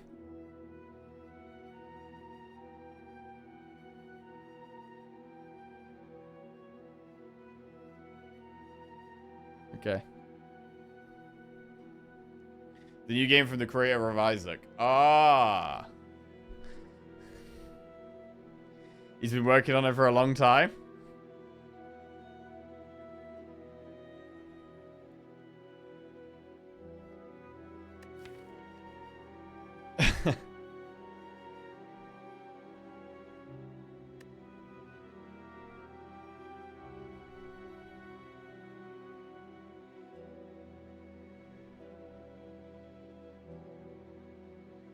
Career of Isaac missed on everything he made after Isaac.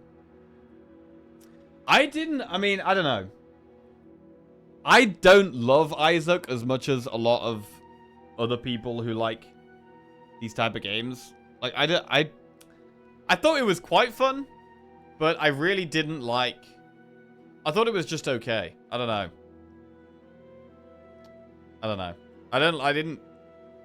It didn't make me want to keep playing it. Like something like Hades did. I thought Hades was really... I haven't actually played Hades 2, bro. I gotta play Hades 2 at some point.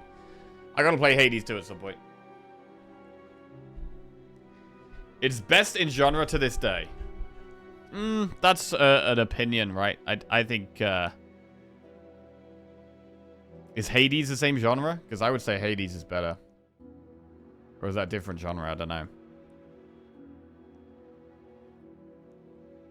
Prefer Gungeon? You got like 8,000 hours on Isaac. Jesus. Isaac is way better than Hades. Damn, okay. Does everyone agree with that? Isaac has way more replayability than Hades? Bro, but Hades, like, it looks better. I think it feels better. I just enjoyed it a lot. I found it more fun and more enjoyable. Isaac over Hades. Yo, let's do a poll. Let's do a poll. Binding of Isaac or Hades? You know my opinion.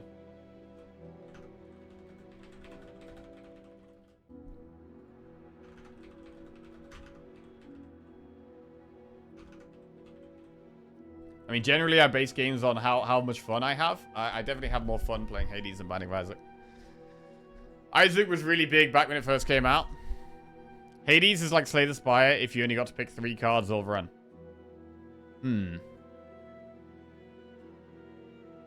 Oh shit, the vote is pretty close. 55 to 45 at the moment. Binding of Isaac is in the lead. Give us a both suck option. I reckon Isaac has more replayability, but I enjoyed Hades more. Oh shit, it's 50-50. Bro, it's close. It's very close. They're both great games regardless. Hades is great, it's just not Isaac. Bro, it's incredibly close.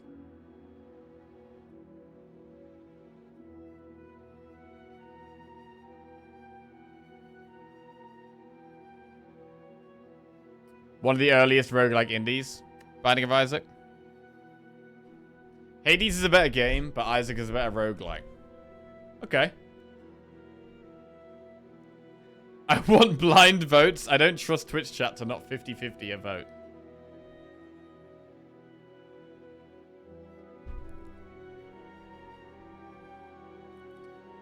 Like both, but I'm never going to play Hades again, whereas I still load up Isaac to this day. Fair.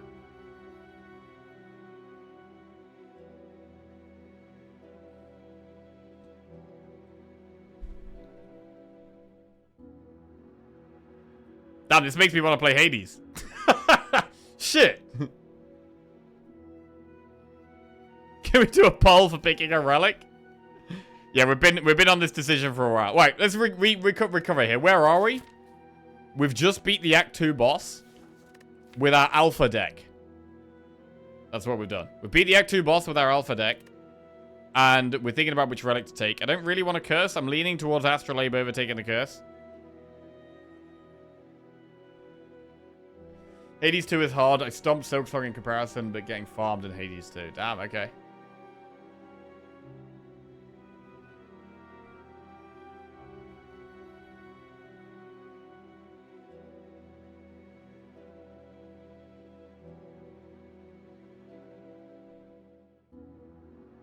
Been holding off starting Hades 2 until I finish Silksong. Yeah, I'll probably do the same thing.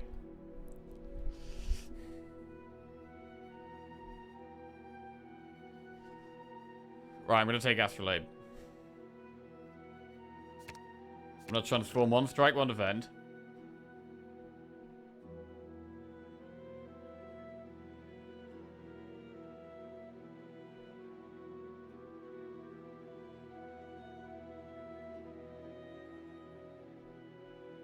And another defend.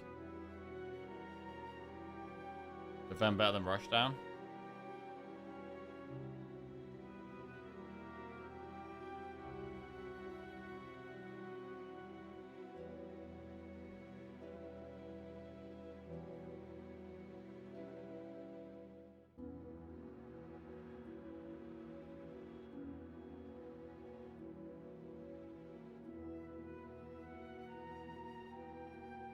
Slight problem I have with removing the strike is I can't turn around against Spirit Shield unless we play Eruption.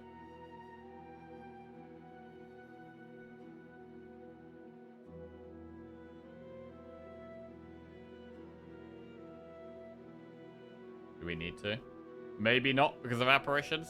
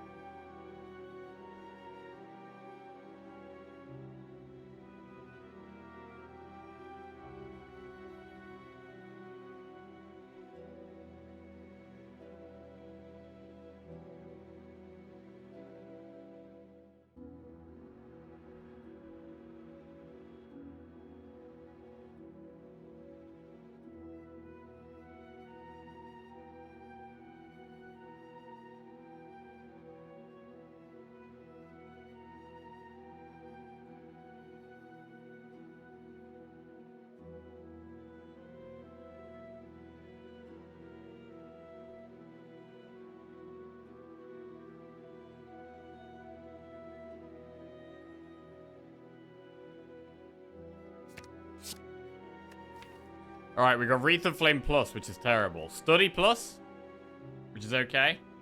And Cut Through Fate Plus, which is okay. Wreath of Flame is now the worst card in our deck.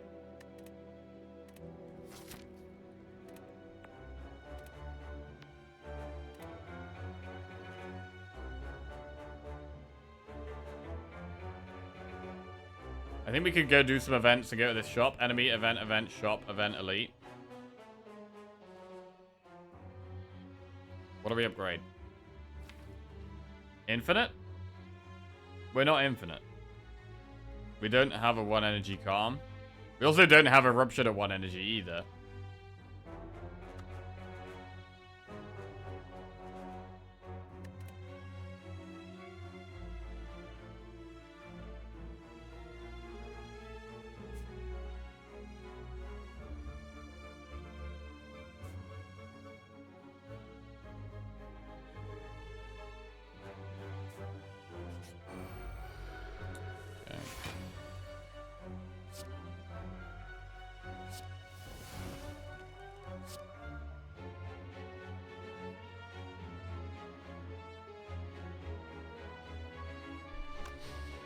What's the play here? Because Omniscient is like Water Plus. Nah, we should still do it on beta, I think.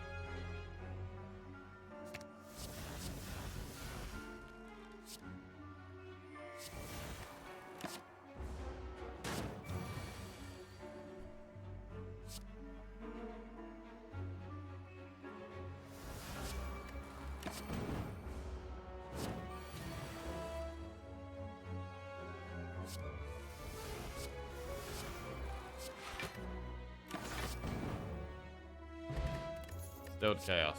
Indignation plus Deceive Reality Prostate. Deceive Reality is, again, it's quite good block. We do already have one, though.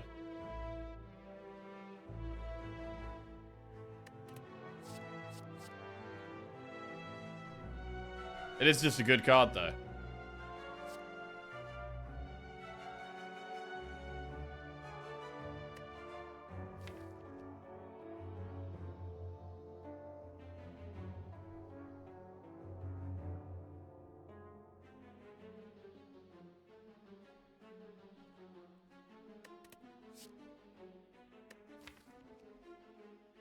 I don't want to add too many more cards.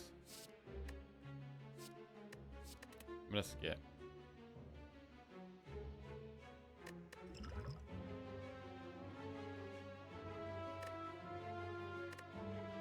Distilled Chaos.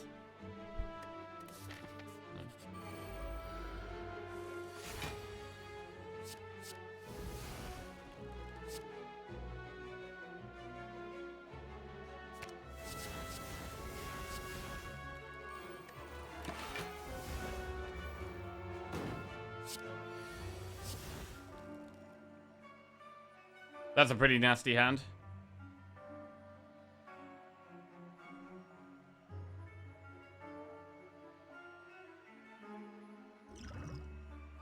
Good colorless pot.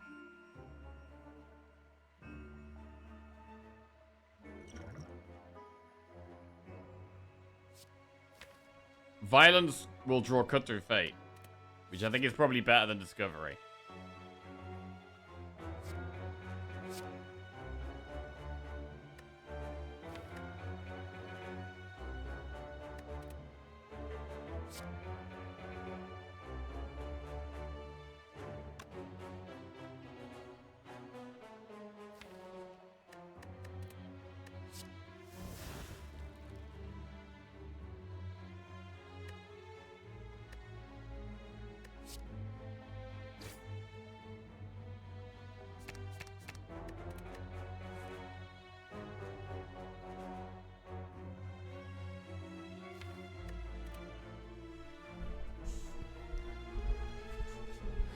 Rushdown Mental Fortress Eruption just feels like a really big risk.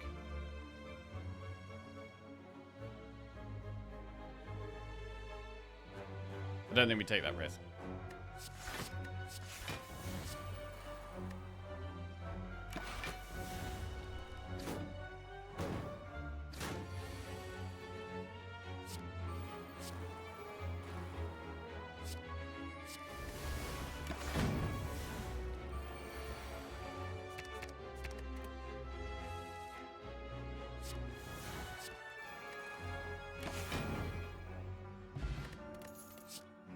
Metal Fortress, Foreign Influence, Carve Reality.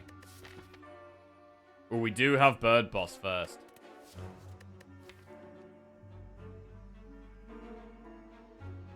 I don't think we take Metal Fortress. You begin to fall. There's Apparition, Like Water Plus, or Cut Through Fate Plus. God, I wish it had hit Eruption. I really like the Cut Through Fate Plus.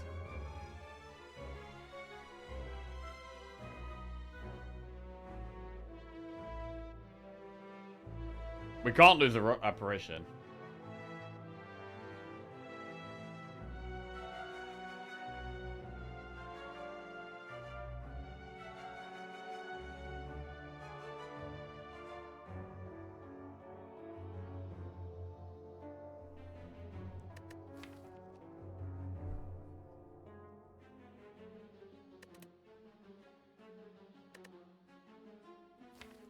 I think we have to lose Cut Through Fate Plus. We have 2 more Like Waters. We do. I guess it is a power against Bird Boss.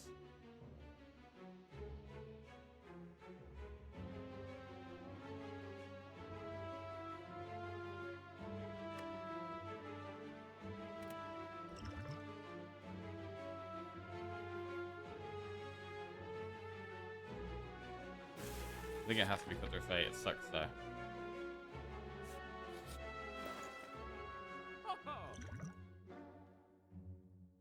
Souvenir Mummy Hand. Mummy Hand's good for energy, but are we really concerned about energy?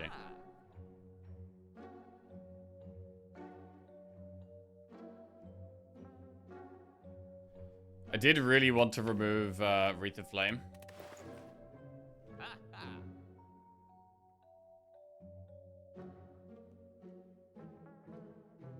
It's not a deck for Talk to the Hand, definitely not.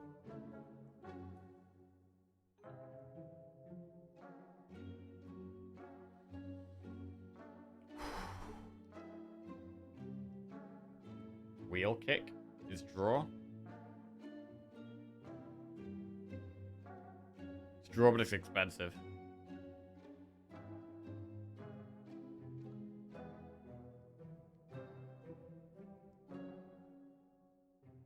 I don't think it's a deck where we need the Souvenir because we're trying to be intangible against the heart with the alphas, the apparitions.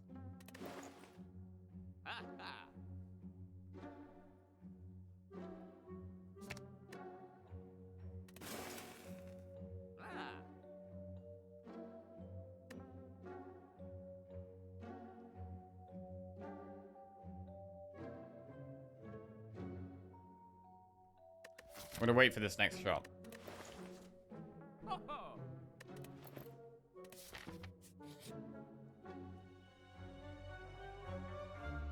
Was Mummy Hand a consideration? It was a consideration. But I don't think we have energy issues right now. I think we have consistency issues. Alright, we've got Reptomancer.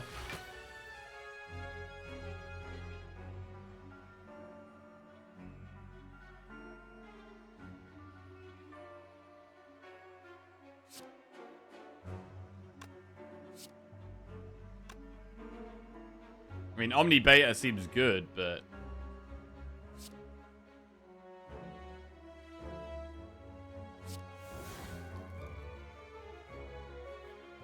it's a bit scary. If we have a turn where we just draw loads of powers, we could actually just die. So it's a little bit scary here.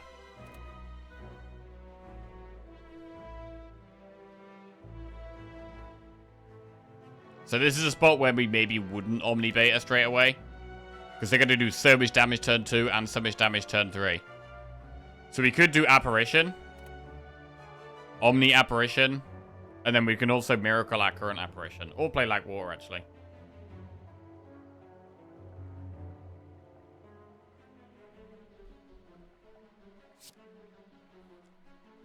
Consistency issues by opening hand and players been the same last 10 fights. Yeah, turn 1's never a problem. It's the turns after turn 1.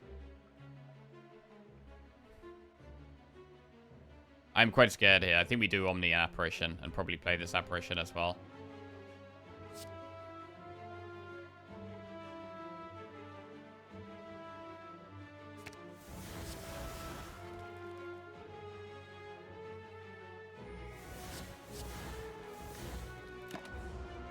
gonna take longer to find Beta and Omega. Wait, do we lose an apparition if we fall? I forgot. Maybe.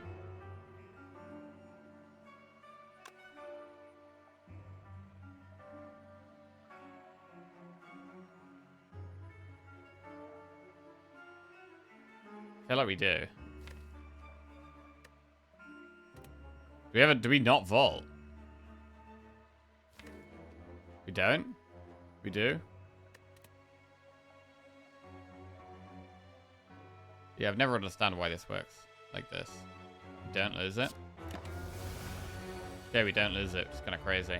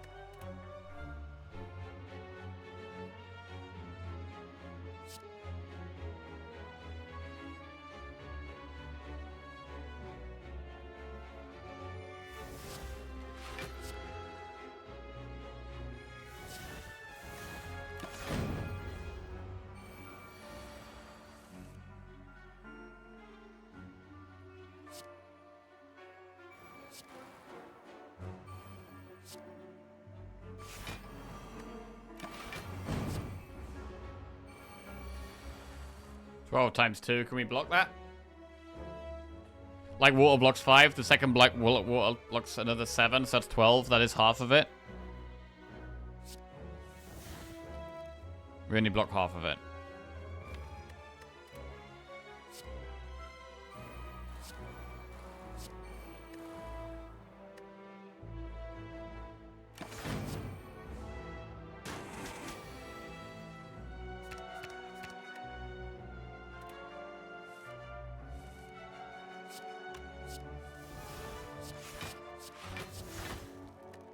Maybe we did want the second Deceive Reality. What do we get here? Aura shall come. Reach Heaven, Cut Through Fate, Halt. I mean, upgraded Cut Through Fate I like. Do I want to take unupgraded at this point, though? Possibly not. Man, I really want to upgrade in the Campfire instead of resting. Shit. But I also kind of want to do the other Elite.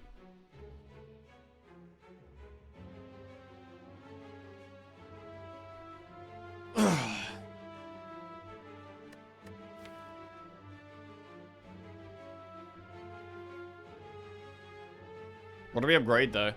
There's no, like, mega good upgrade. Unless we don't upgrade Eruption.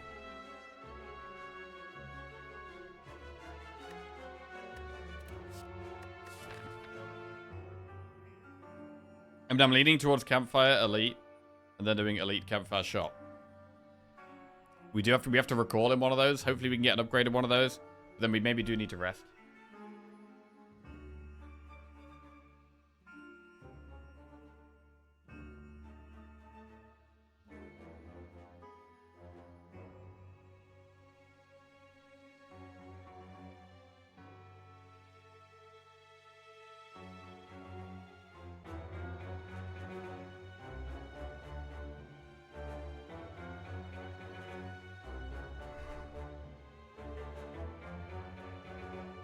I loved Ball Pit for a week, then never picked it back up again. Bro, Ball Pit was great.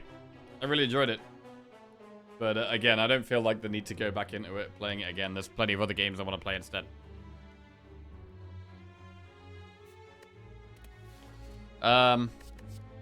Skip.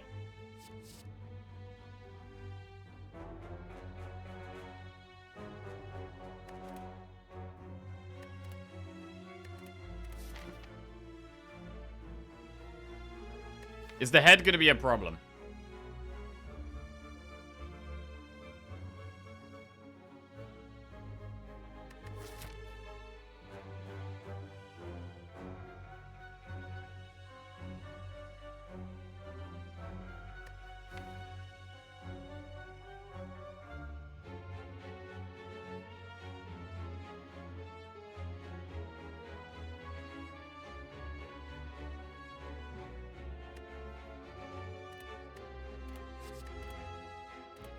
I think we go for it. I think we rest. Nemesis.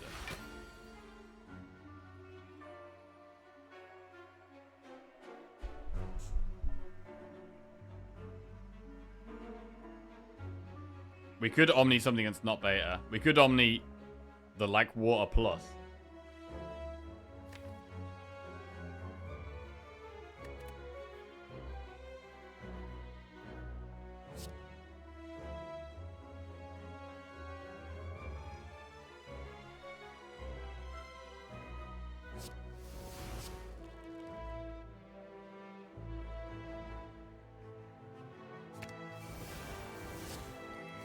We currently have 19 block at the end of every turn as long as we're in calm.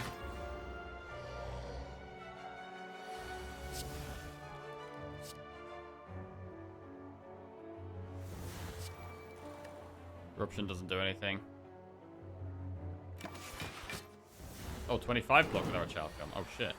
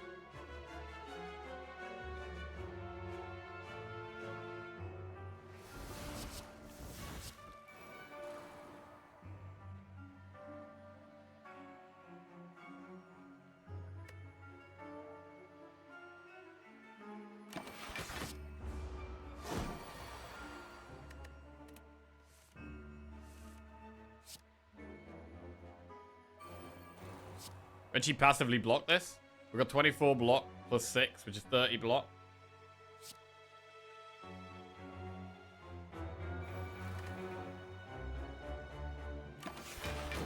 Man, 30 passive block is pretty nuts.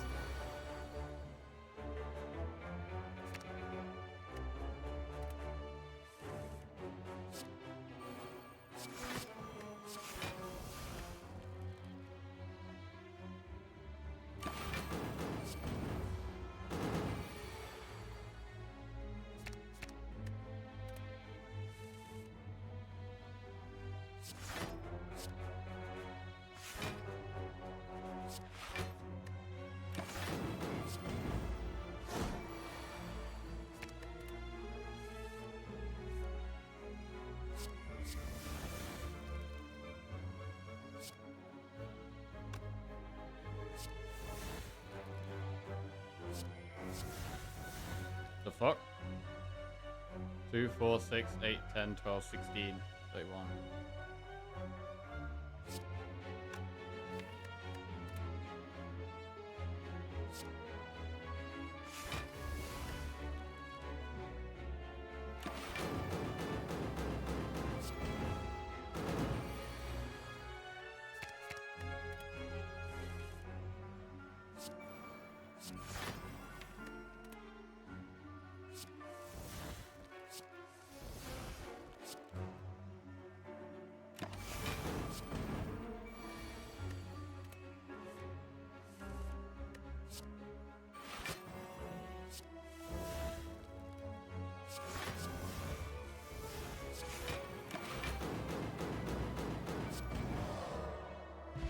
Okay, Dreamcatcher, 28 gold, add a card. Dreamcatcher, not very good. I think we skip these.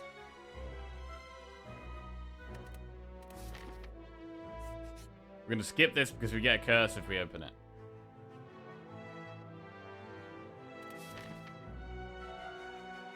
And then we're going to do enemy elite campfire shot.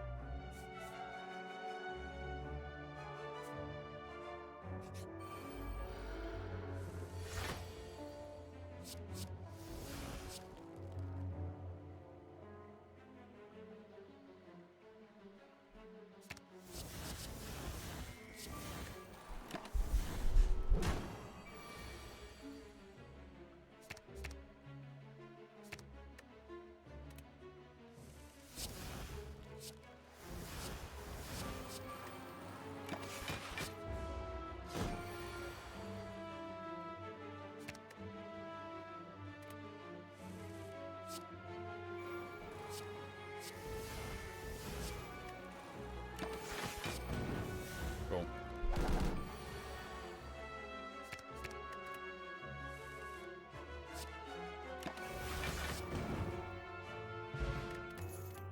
Third Eye Sanctity Flying Sleeves. Sanctity is worth considering. It's a skill, blocks and draws. It would be better upgraded, but I think it's okay. Right, elite.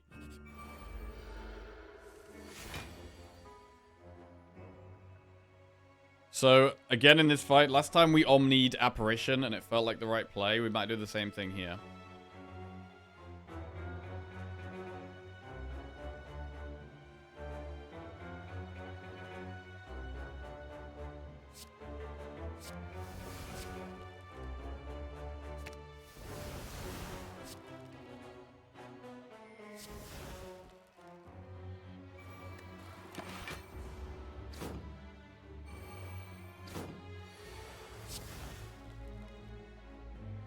I mean, Eruption does draw cards. With Rushdown Eruption. But it's kind of scary.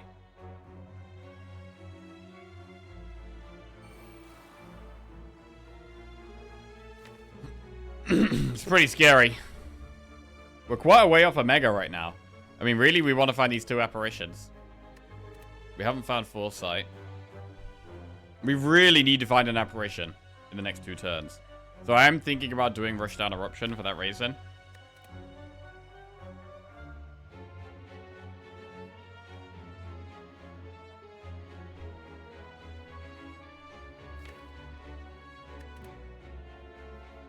It's scary.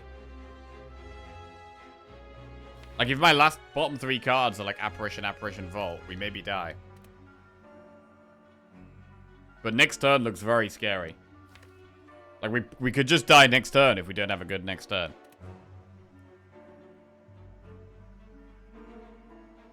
So I actually think we need to go for it. We do have Vigilance as well. Yeah, we do have a way out of... We do have a way out of Wrath. So I think it makes sense.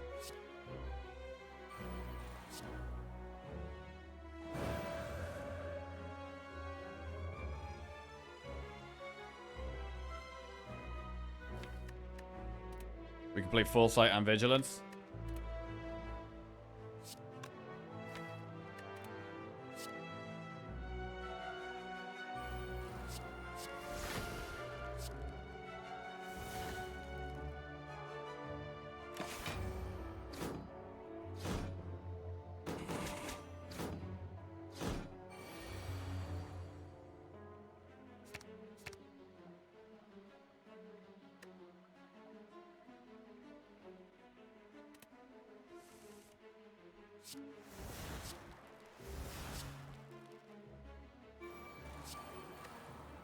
Yeah, you're probably chilling now.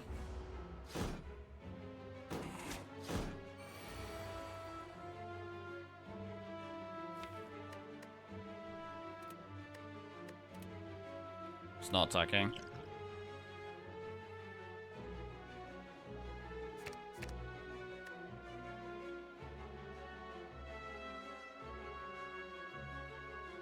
Beta, Miracle Insight, Omega.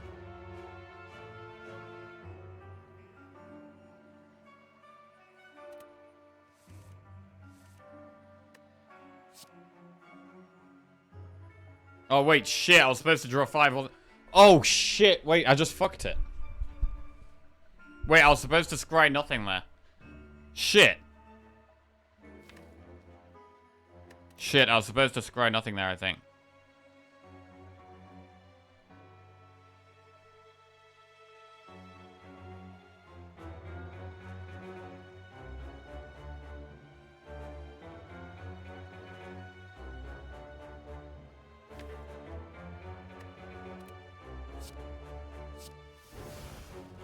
Because now I can't play the Omega this turn, probably.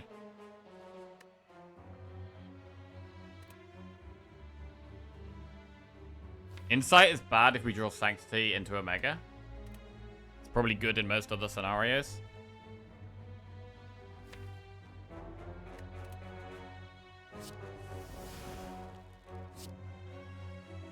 Okay, it's good here, I think.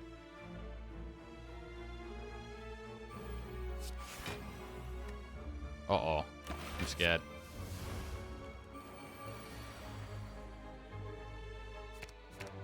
Right, we keep Sanctity, drop the rest.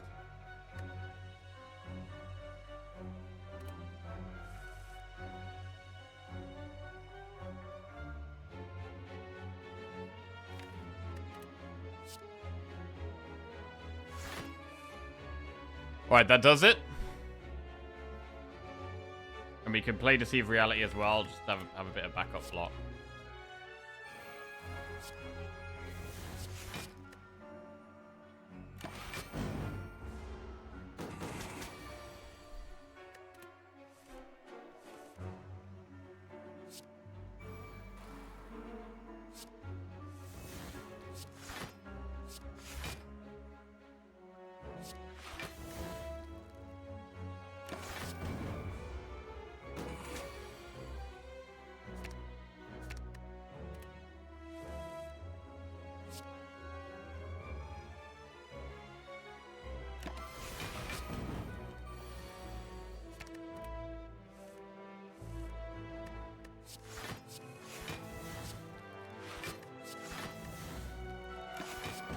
Okay.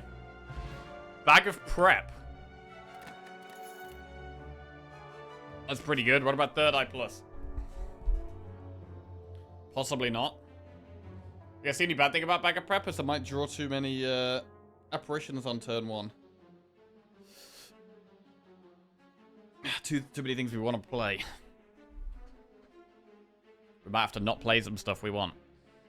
Because I want to be playing Apparition Omniscience. And then we only have 1 energy left with that miracle. To play one other thing.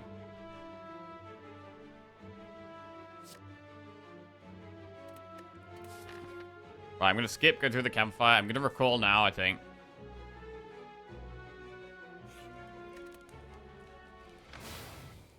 How do we beat this bird boss? Inner Peace. Inner Peace is a 1 energy calm.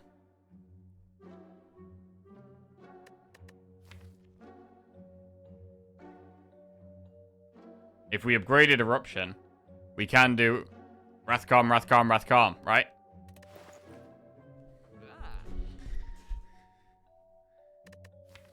And then just maybe remove a defend.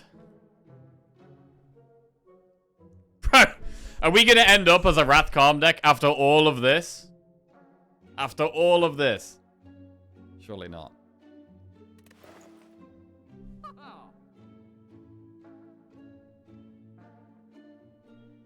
Swift Pot is quite a nice potion.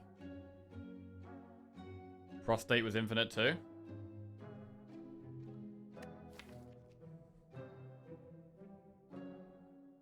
How was Prostate infinite? With Sanctity?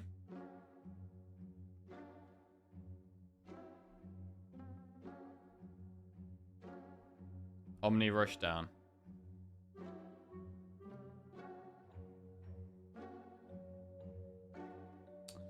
Oh, Omni Rushdown. That's interesting.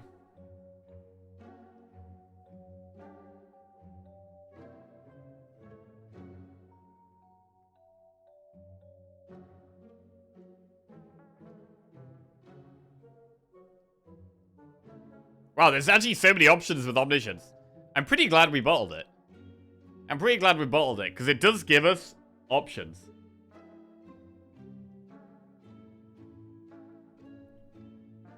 I mean, Inner Peace also draws when we're in calm. So, like, Inner Peace is a great card for us either way. Even if we weren't going infinite, it's still a good card. But infinite could be a way of beating this boss. I think I like remove.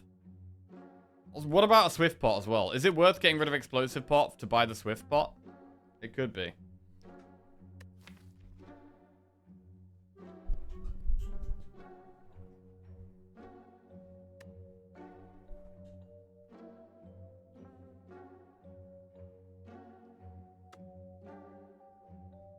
I'm happy to just remove the unupgraded defend.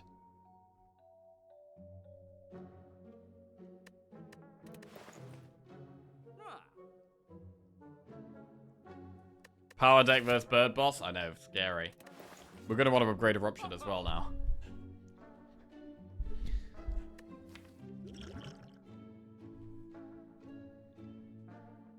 One, two, three, 4, 5, 6, 7. We only have 8 real cards. So actually, I think we could go infinite in any fight. Right? I'm pretty sure we can go infinite in any fight right now.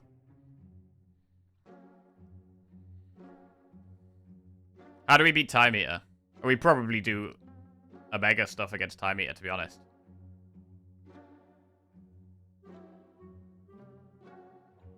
Infinite and Omega.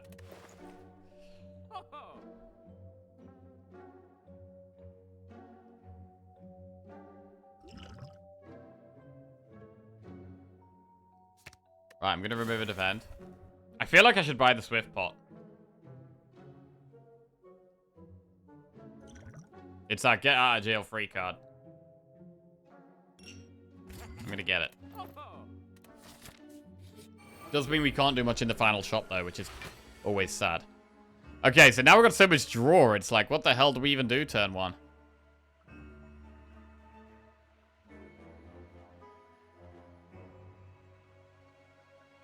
Alpha, Omniscience, Apparition.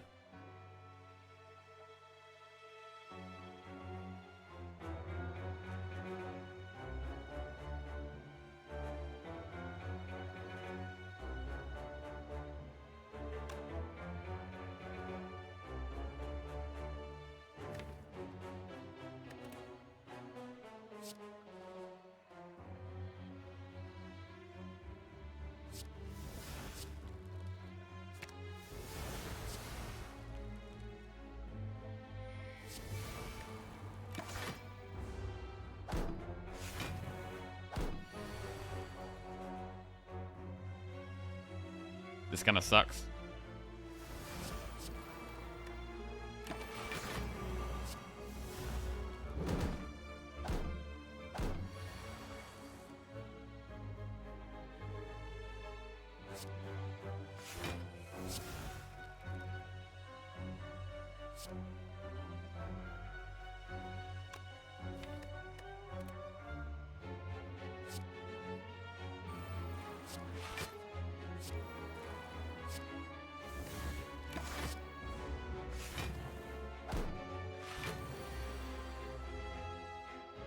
Our whole hand looks pretty good.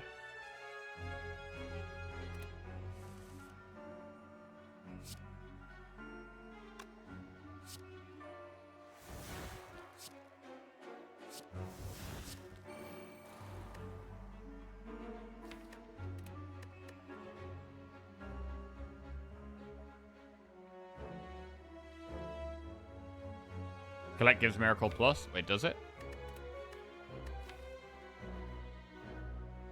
Oh, it does. It does.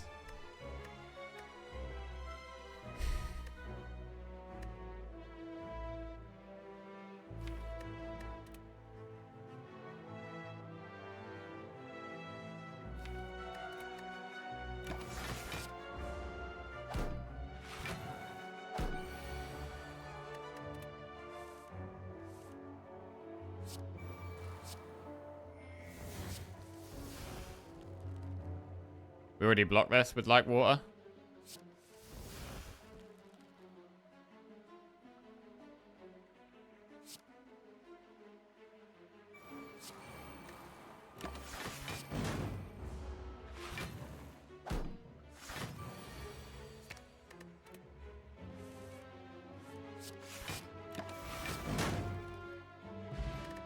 Weak pot.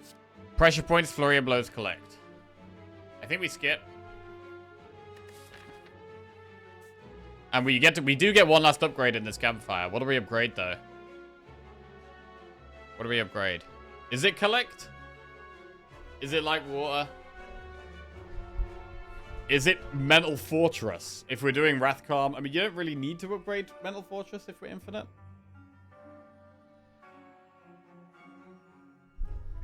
Oh, Eruption. Oh yeah, we do need to upgrade Eruption, don't we? Yeah.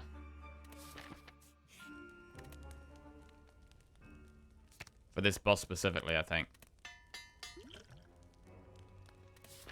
So, let's think about this. We've got the bird boss. We've got a lot of powers in the deck, which makes the multi-attack against the bird boss very scary. We're definitely going to want to be intangible on that turn if we can. And we need to play the whole deck. We have 1, 2, 3, 4, 5, 6, 7, 8 real cards if we include Alpha. Because you have to play it 3 times.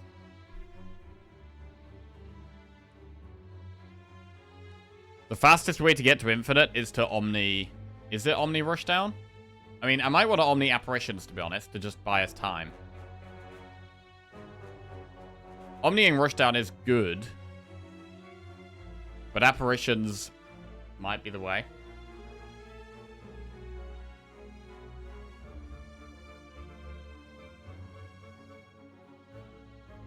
Imagine this fight without infinite. Oh, Christ.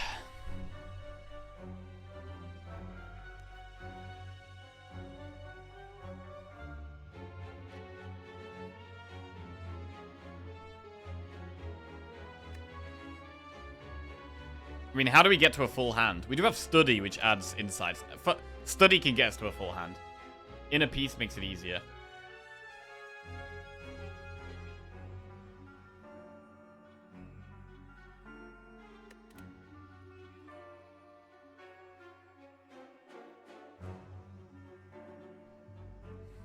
Think you actually would have died? Goes back to the ignore alpha advice.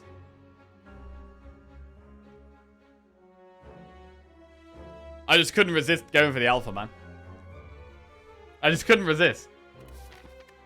I wanted to make it work. Right. Let's go.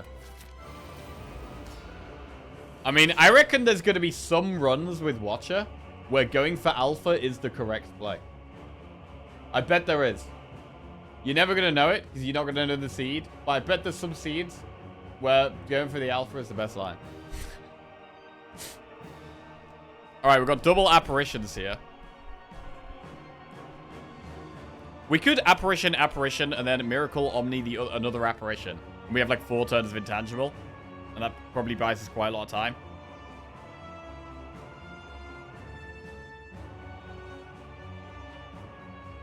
To play our powers.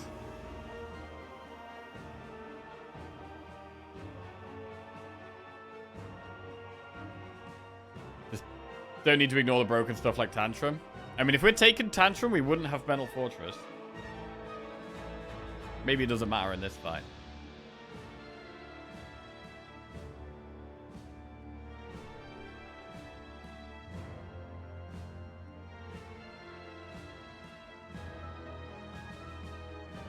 I'm thinking about omniing apparitions.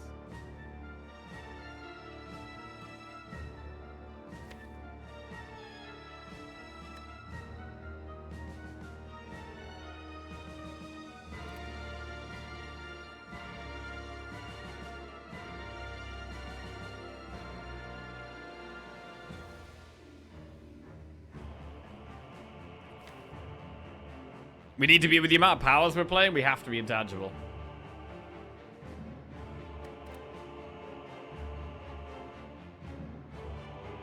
And then we're going to have to play these ones.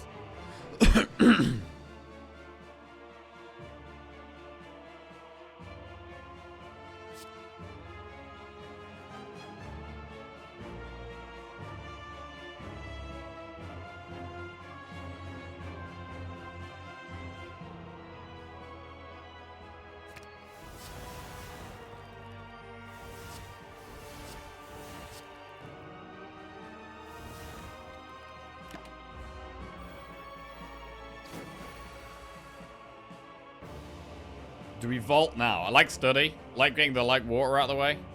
We could vault, or we could inner piece to get through the deck quicker. Vault is good.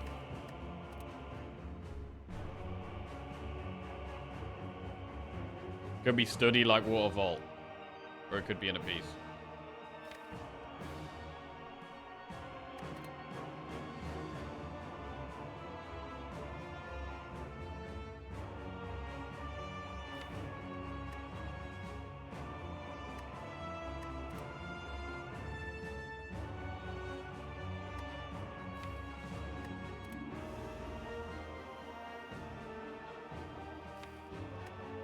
Feels weird to not play in a piece.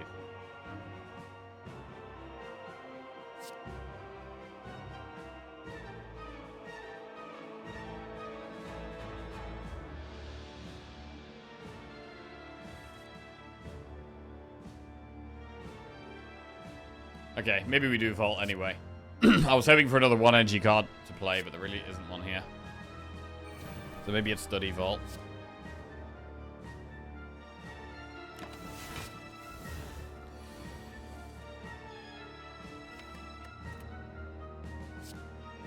Thanks, T. And then play 4 powers. Rush down Metal Fortress, Light Water, and Foresight.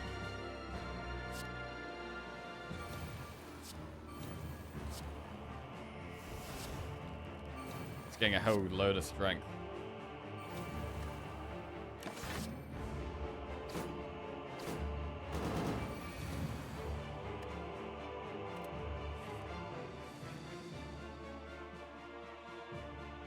We need to get the light waters out of the way.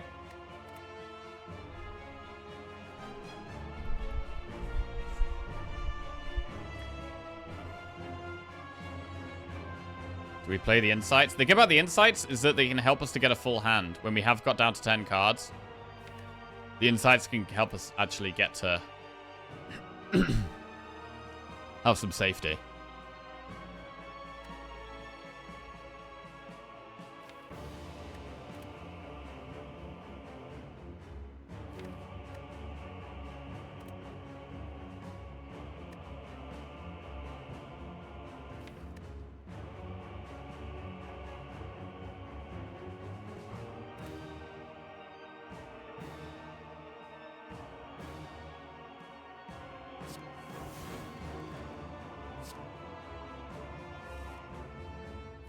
Alright, so the last 2 draws are both light water. It would be good to just play them right now.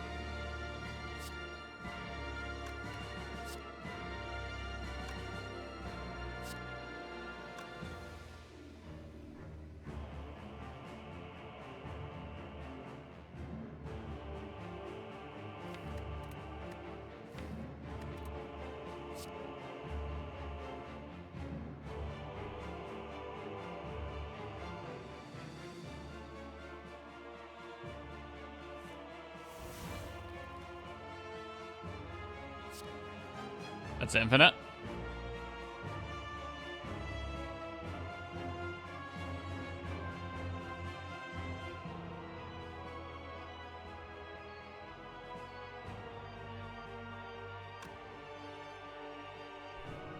Wait.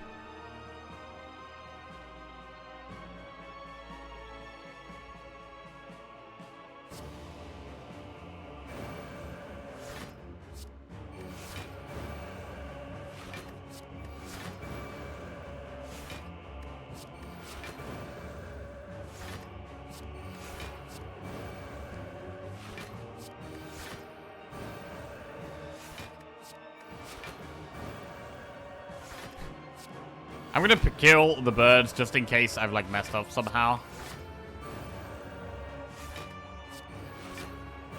I don't like them anyway.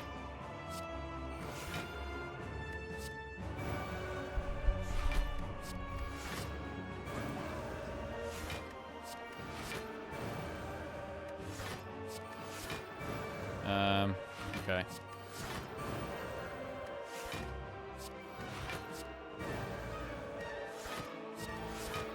I mean, if we get to Act 4, what are we going to want to upgrade in the last shot? And can we definitely get to a full hand here?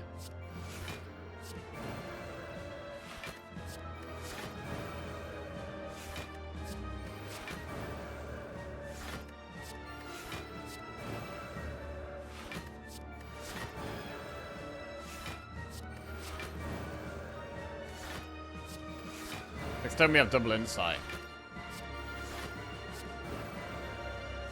Is that enough?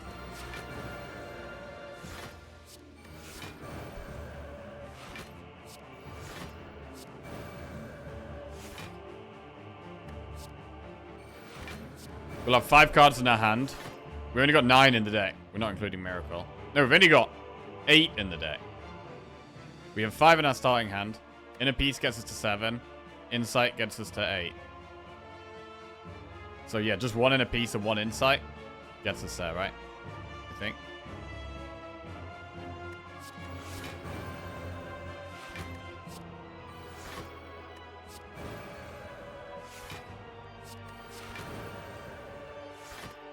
I mean, is this the play in all the fights now? I mean, actually against Time Eater, no.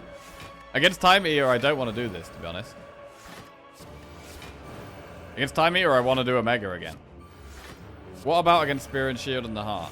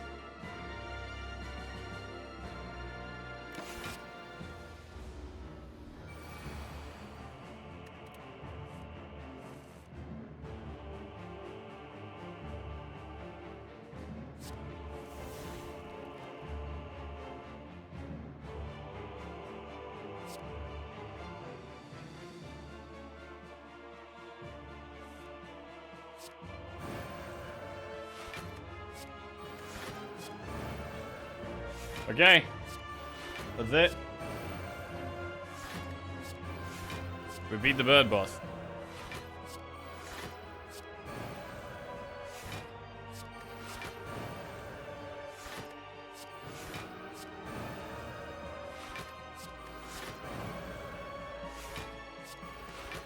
Crazy that we went so far through this run without upgrading Eruption, and then finally, like, we're at the end of Act 3, and it's like, oh yeah, now's the time to upgrade Eruption.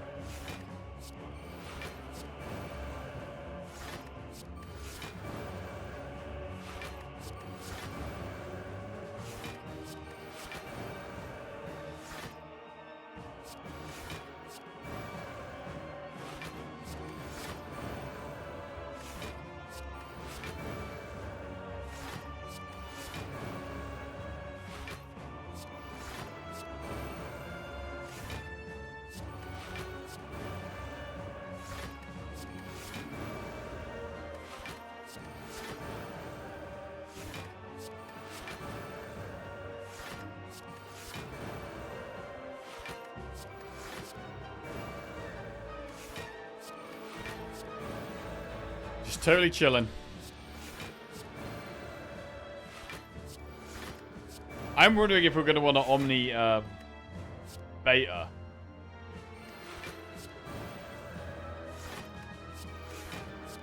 I'm wondering if we're going to want to Omni Beta against Time Eater. I think it is going to be Omni Apparition against Spear and Shield. We've only got 51 gold going into the shop, which is not a lot. In hindsight, I also think the Cursed was definitely the right play. I would have taken a Star, and it probably would have been a misplay. Maybe. Maybe. Right, Time Eater. It's doing nothing turn 1, which means we can probably... We probably don't need to Omni Apparition. We should probably Omni Beta.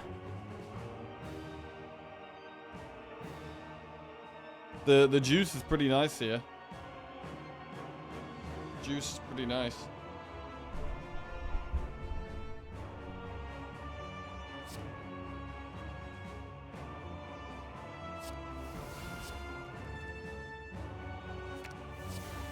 Foresight is really good. Gotta be careful about how many cards we're playing. What about Vault? We could Vault.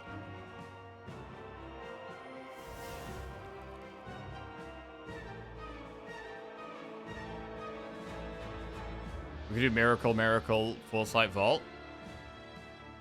1, 2, 3, 4. Obviously, we'd rather Vault on 12, but...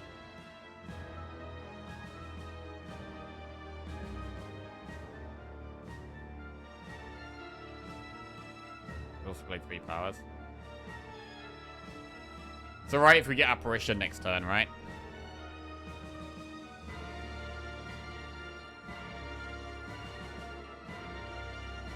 I don't know. I don't think the rushdown's very important here. I like the Foresight a lot. I definitely want to play Foresight.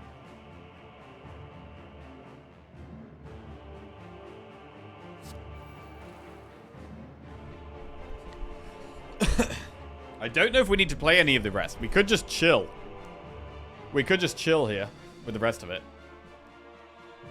God, why does this run have to be so complicated in the end? Shit. I mean, we kind of did this to ourselves. I'm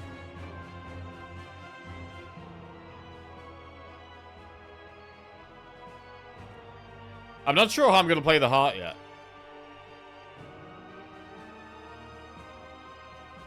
I think Spear and Shield is going to be straightforward. It's going to be Omni the Apparition. God, we never found a second Omni, man. It would have been so good, bro. More Omnis, it would have been so perfect in this deck.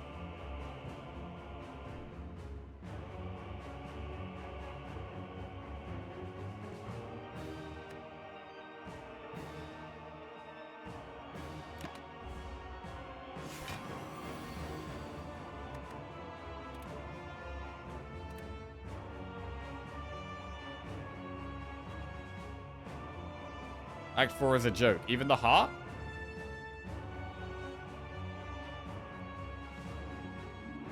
God, I really don't want to go infinite against the heart, man. I really want to kill it with a mega, bro. I mean, we probably can. We probably can kill it with a mega.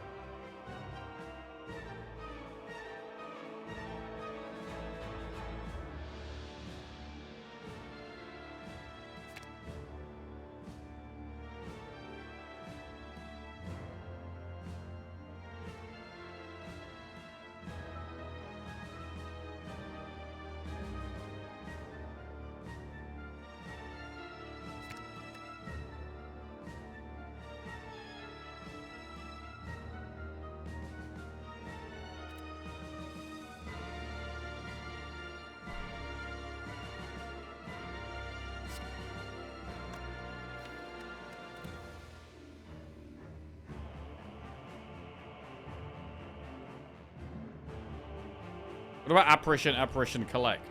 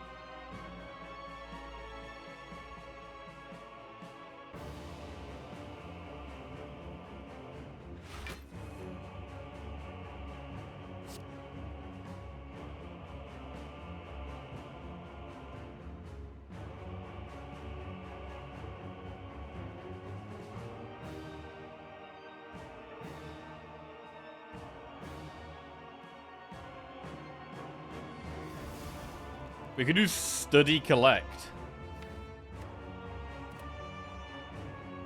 And then we could play double Omega in the same turn.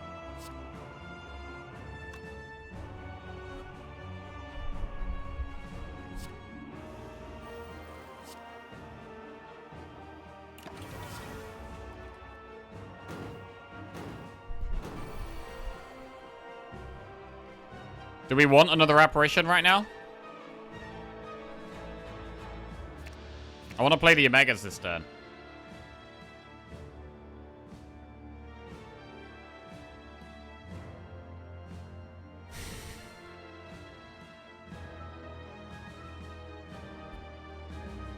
Wave of the hand to make it weak is good there.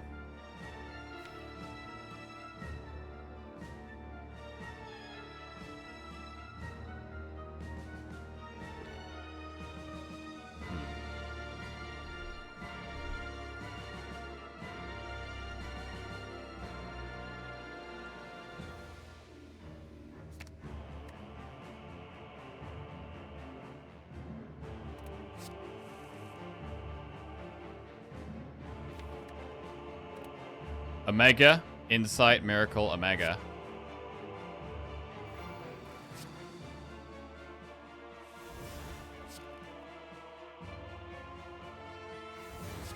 And then we could Miracle like water as well.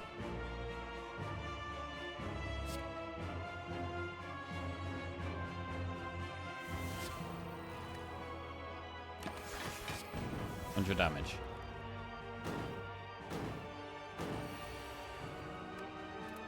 $34 damage incoming. We did save an apparition. I mean, we could just do Deceive Reality, Safety, Sanctity.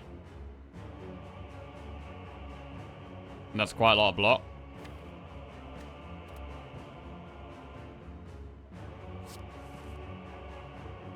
We could Wave of the Hand, we could like water, we could Vault. Again, I'd still rather Vault on 12.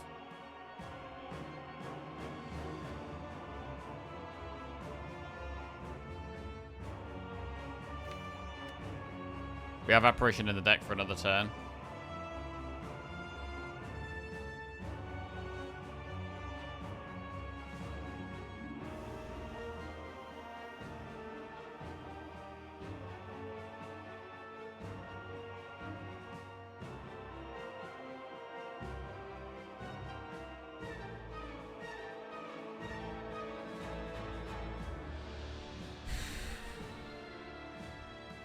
Six, 10, 22.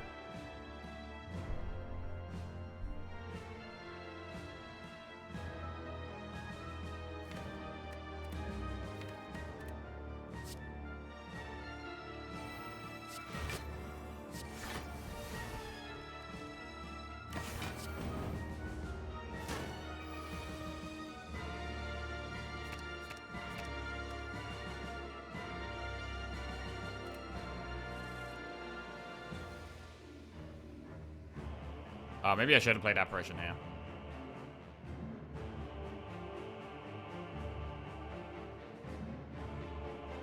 Whatever.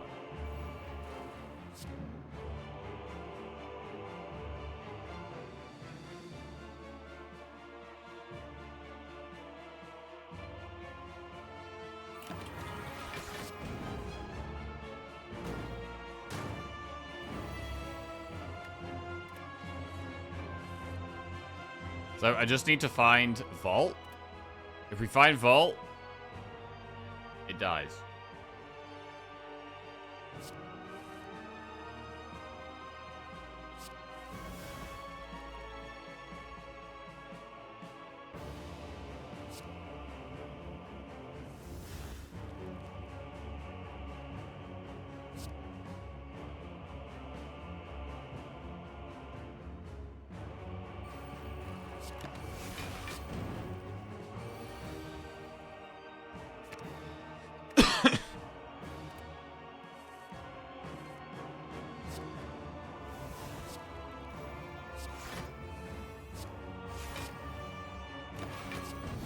Big. Okay. We've made it to Act 4. We have made it to Act 4. With our alpha deck. Alpha, Beta, or Omega. Did go infinite against the bird. But other than that, we've won every other fight with Omega. Right, we get one upgrade here. One last upgrade. What is the best upgrade going into Spear and Shield and the Heart? I mean, are we going infinite or not? If we're trying to go infinite, upgrading Inner Peace makes it easier to fill my hand up to get the infinite. Against Spear and Shield? I don't know. I feel like we just win with Omega against Spear and Shield. Like, it might be Omega against Spear and Shield and then infinite against the Heart. That might be the best way to do it.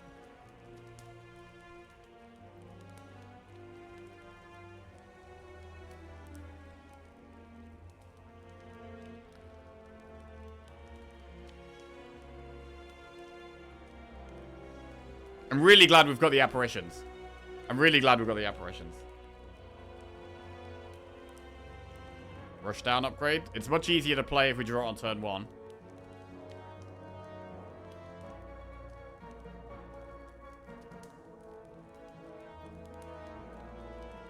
I mean, how do we gain block? If we do Eruption Inner Peace, we gain 4 each time we play one of them.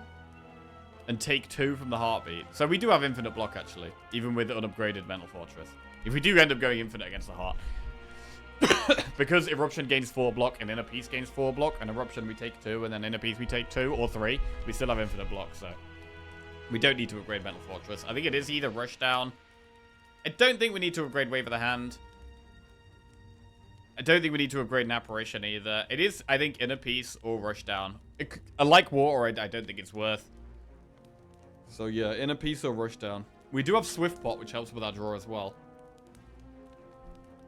We are sometimes very happy to see the miracles. Let's upgrade Rushdown. Right, Establishment we can't afford. We can't afford anything here except Tranquility or Rolling Bash. And we're not going to take Bowling Bash. I don't think we need Tranquility either. So I think it's just a skip. We are poor. Feels bad, man. Right, let's go. Spear and Shield.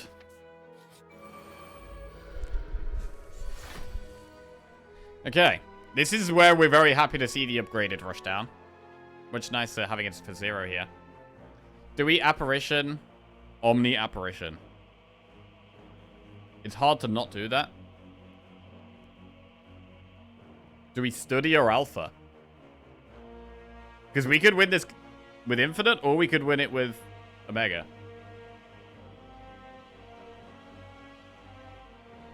Either way, I think we are going to Omni and Apparition. We're definitely playing Rushdown.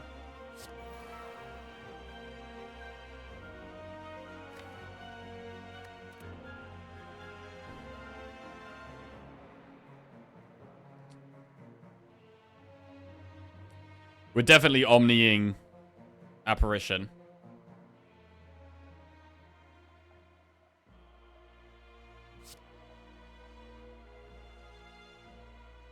Bro, what if we drew all of our apparitions in that starting hand?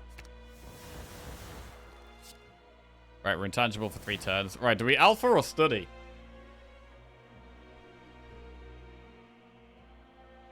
Study is the play if we're trying to go infinite. Alpha is the play if we're trying to win with Omega.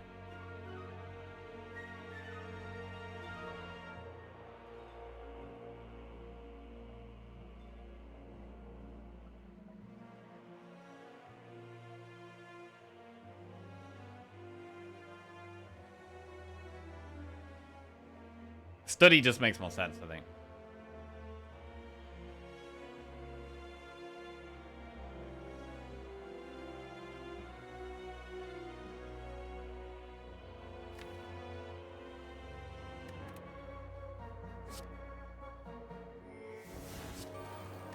Okay.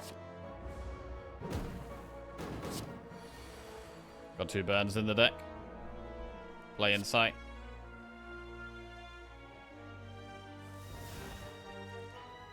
Do we Eruption now? Because we draw 2 cards? We are intangible for next turn, so it's kind of okay that we're in Wrath. The problem is we're not going to be able to draw within a piece. That is a downside. We're not going to be able to draw within a piece. And so are we really gaining? Are we really gaining draw? Because we don't get to play this. I mean, we could hit Foresight, though, which is good. It's great to get the powers down as well.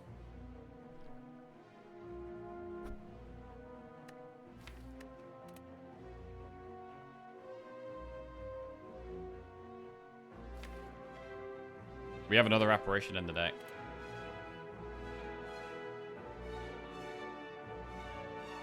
I think I'm going to do the draw, the eruption and the draw.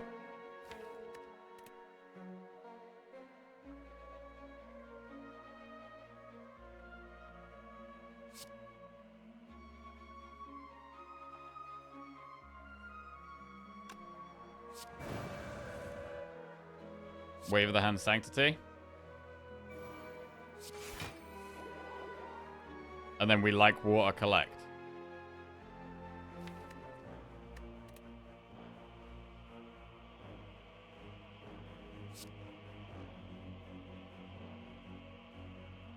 Or do we like water deceive reality? We definitely get like water out of the way. We should really... I mean, we can deceive reality and collect. We're going to play collect either way. We also have Deus left in our deck, so we've got energy. We maybe don't need the...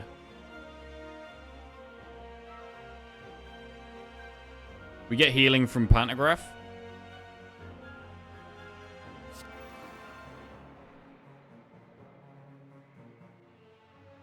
I'm leaning towards playing the collect.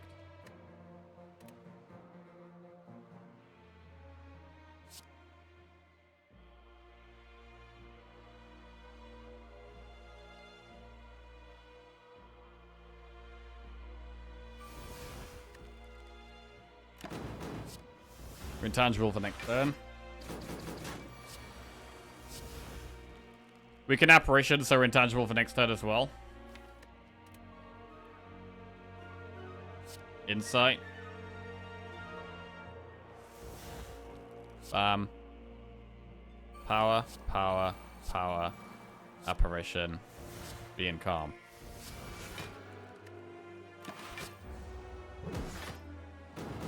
It's just put 2 burns in our deck. Does that make us not infinite anymore?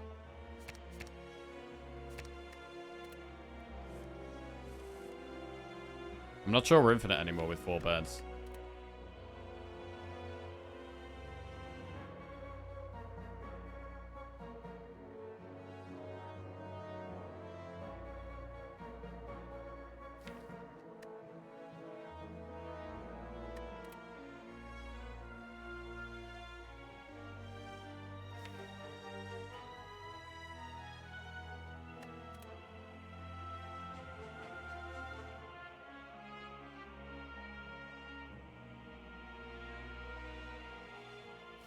One, 2, 3, 4, 5, 6, 7, 8, 9, 10, 11, 12. We're not infinite.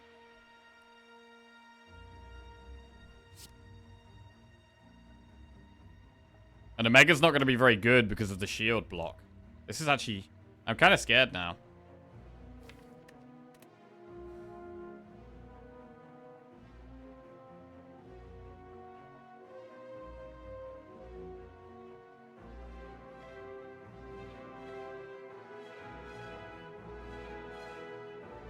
Our upside is that we have all these light waters, so we get quite a lot of passive block if we end in calm. We also can make them weak. That could save us health.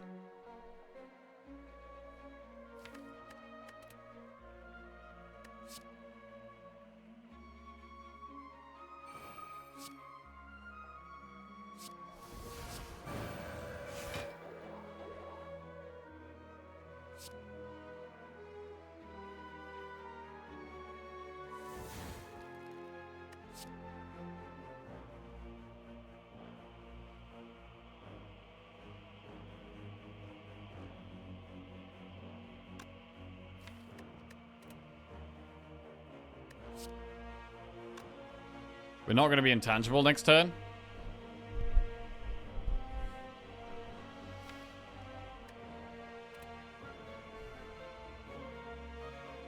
So I need to be ending in calm, really. The play might be Vigilance Beta here rather than Sanctity.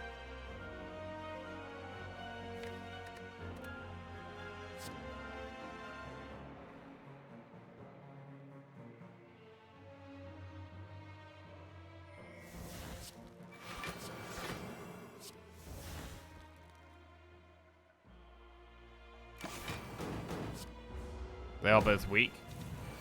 We haven't played a Mega. 9 times 4 is 36 damage. We're blocking 17.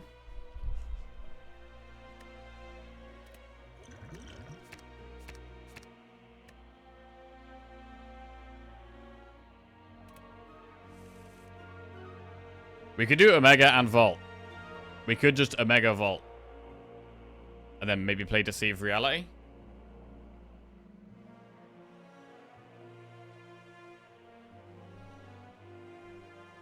I quite like Omega Vault here.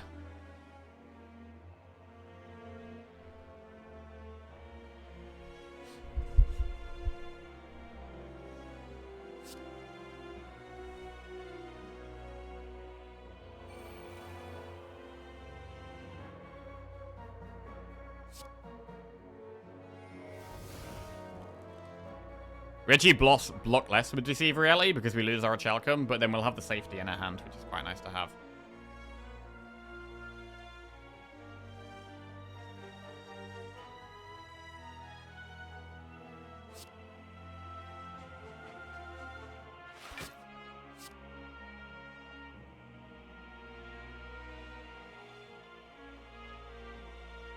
Oh wait, we don't need to block this turn actually, do we? Hang on. Okay. In terms of damage, our only damage left in the deck is Eruption.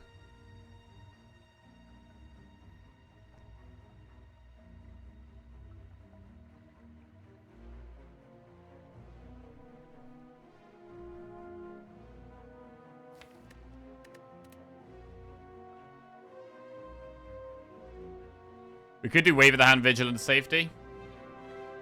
Means you kind of need infinite. I mean, we are doing 50 damage at the end of every turn now, so it's going down to 25 health. The problem is the 2 extra burns they put in the deck. The Heart doesn't do that. So the Heart can't stop us going infinite, if that's what we're trying to do. I don't think. These guys can.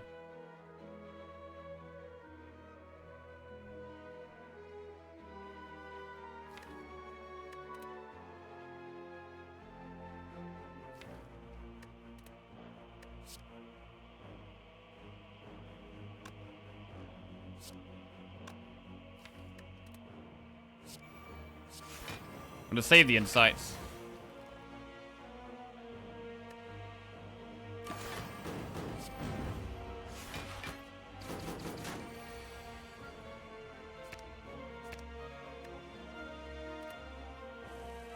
So interestingly, the shield dies if we hit it with Eruption once. Eruption once on the shield and it's dead.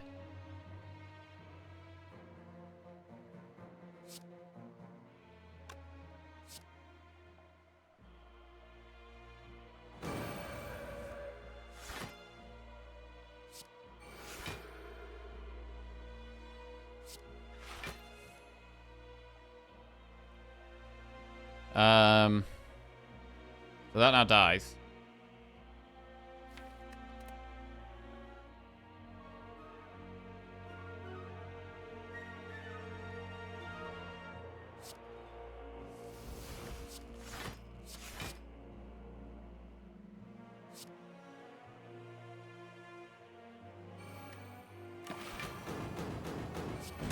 Boom! Incredible, Omega. Incredible. And now the spear dies.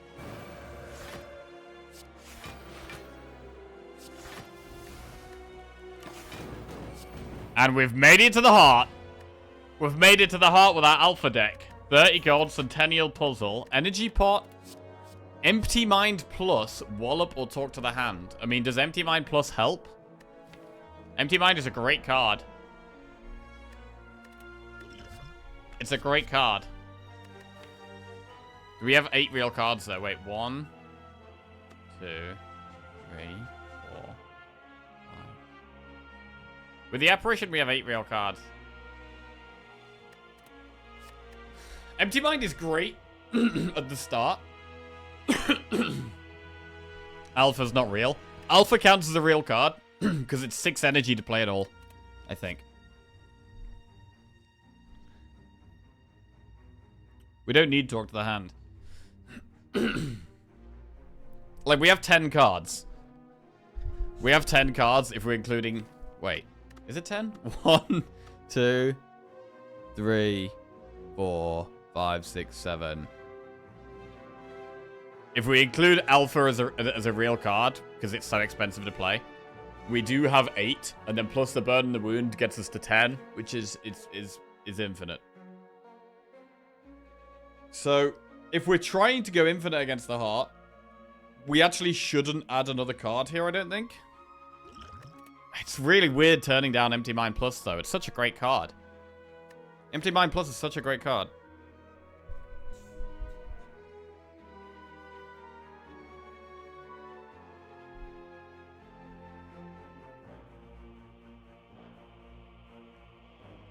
If we're not going infinite and we're going to win with a Mega, what if we try and win with a Mega?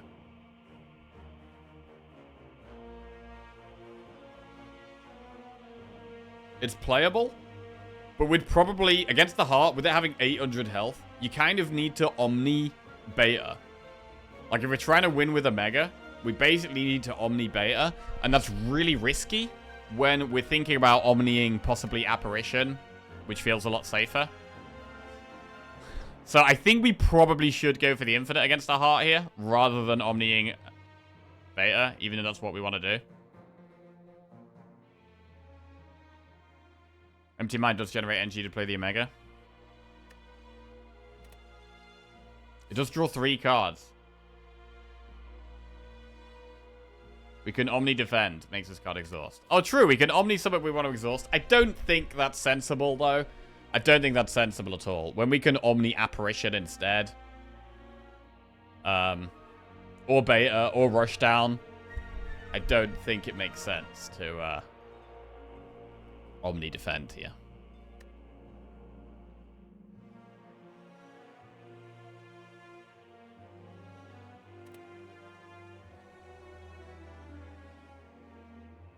Skipping Empty Mind Plus.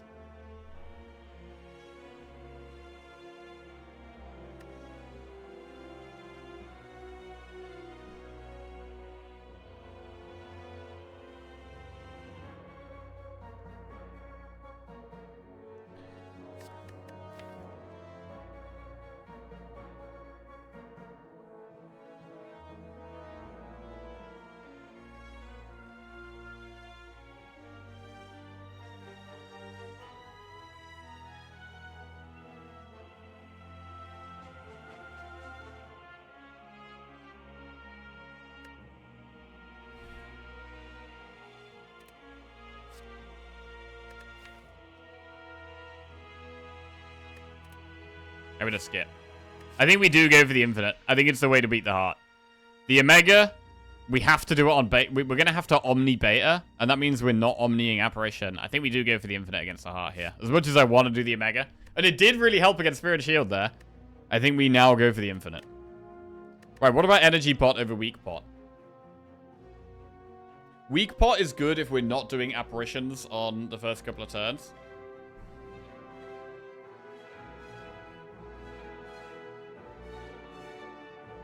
So I feel like Energy Pot probably makes more sense.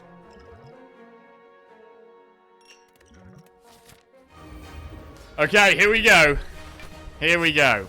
We have Apparition turn 1. We could Apparition. Do we want to Omni another Apparition? Do we want to Omni another Apparition? I think it makes sense. It just protects us for the first round of Heart attacks. It just protects us for turns 2 and 3, which are really hard. Is Omni Omega a bad play, waiting a bit to save energy? Omni Omega is a really good play. Well, I think Omniing Beta is a really good play, or Omniing Omega is a really good play when you're in a fight where it's going to end the fight really fast. Which is a lot of fights. A lot of fights, as soon as you get Omega down, the fight is over pretty quickly. Against the Heart, because it's got so much health, 50 damage a turn is still kind of slow. And 100 damage a turn is definitely a lot more respectable, but it's a long time till we get both the Betas down and both the Omegas down. So in this fight, it's not as good. Like, Omega was definitely better in the last fight when they got much lower health totals. In this fight, though, Omega is worse, and I would want to be playing multiple. With Omni, sometimes you can play like 2 Omegas, 3 Omegas, 4 Omegas if you got more Omnis, but I think here, probably going Infinite is the way. So, we're going to Apparition. Is there any point playing this? Yeah, because we're Omniing another 2.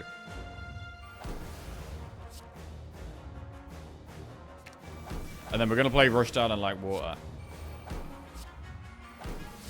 And then I think we chill. I don't think we play Alpha. It's just another card we have to draw. We know we're going to have Infinite anyway. We know we have enough cards to be able to go Infinite. We don't need to ever play Alpha. We could just treat it as a real card that we don't play. Playing it, it wastes energy, and it puts another card in our deck that we have to get past. And it just makes it a bit more clunky. So we're feeling pretty safe here. We could actually get Centennial Puzzle proc next turn.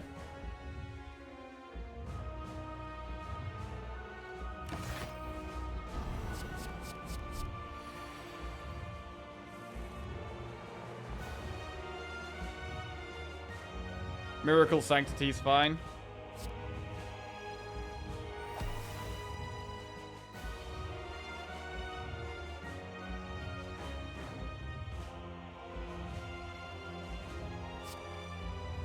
We lose Dazed.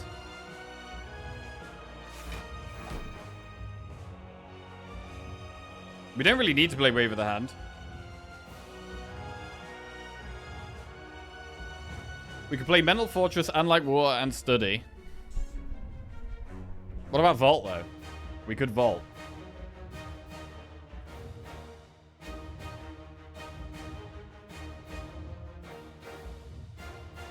It's not terrible to Vault here.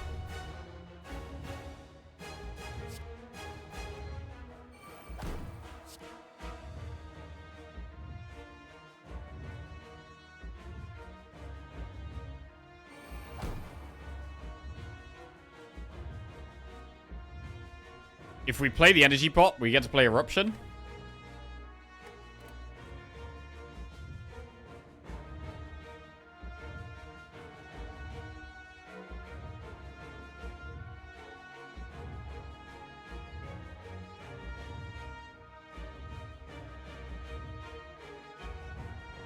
Oh shit, I thought I was too late today, but it's still running the same game. Hey, stranger, we are. Bro, it's been a long one. It's been a long water run here. I mean, we maybe didn't play this run perfectly, but we stuck to our guns and we played it how we wanted to play it. And we're nearly there. We're nearly there. Has it been very rough? It's actually not been very rough. It's been kind of okay. It's been kind of okay. The Omega's been really strong.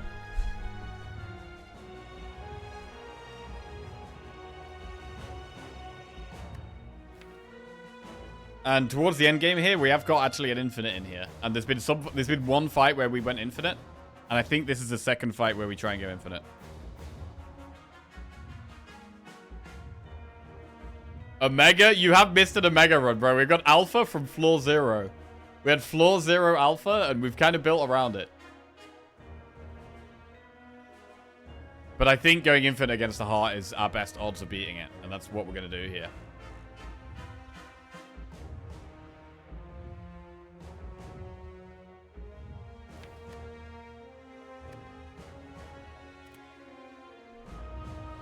Energy Pot, Like Water, Collect Vault.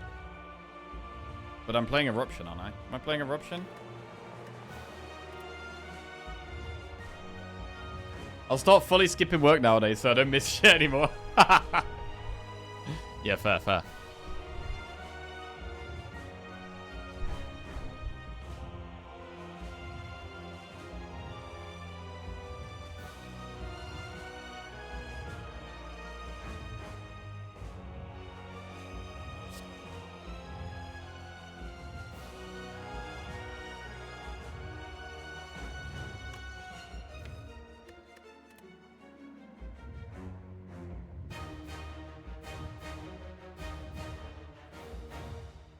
I mean, we can Miracle, Like Water, Collect Vault, and save the Energy Pot.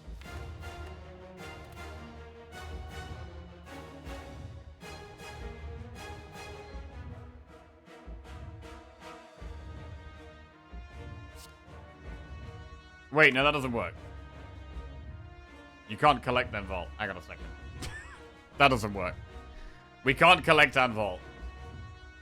So we can do light water, miracle vault, collect. No, we can't do that either.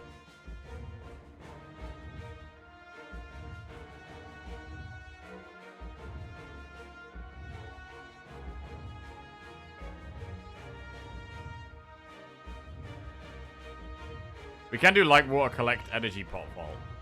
That's fine.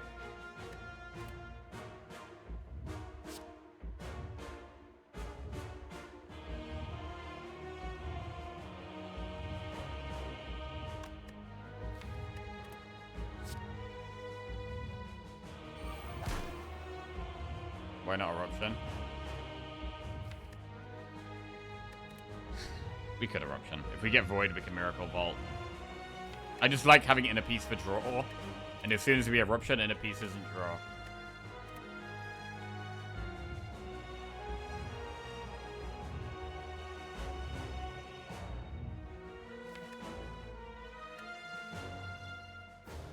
We need to get rid of the Bane, the Slime, and the Void. We need to get rid of these.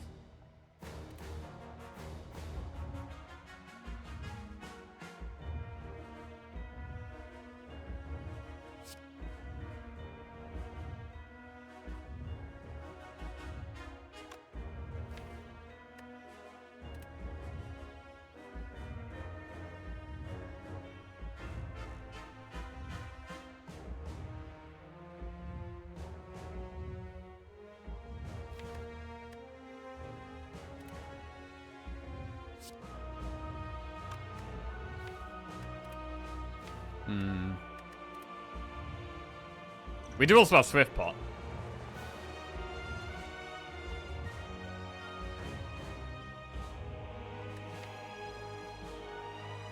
Do we ever have an issue where we can't get infinite because we can't fill our hand up?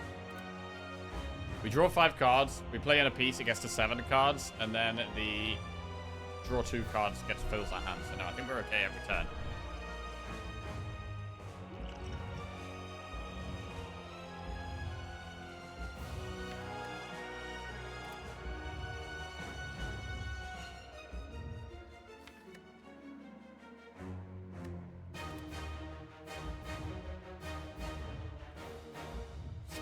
I'm gonna just collect energy pot vault.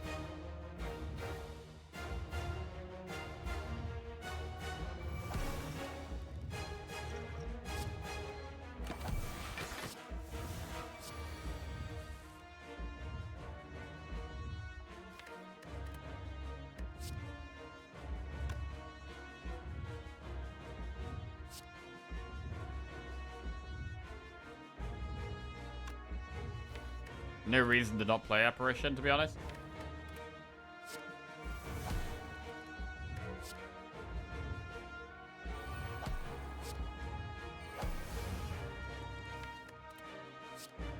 Okay, we lose the Void, which is good. Like water, bro. Look at all these like waters. So much block. Getting rid of Void is fantastic. And I do want to draw these. So we need to play the Slime to get rid of it.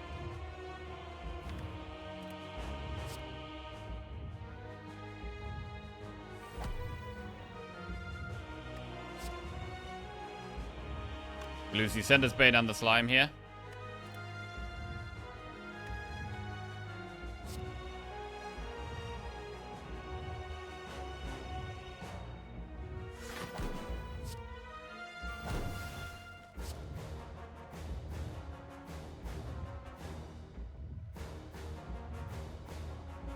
It would be sad to not get a Mega off in this fight.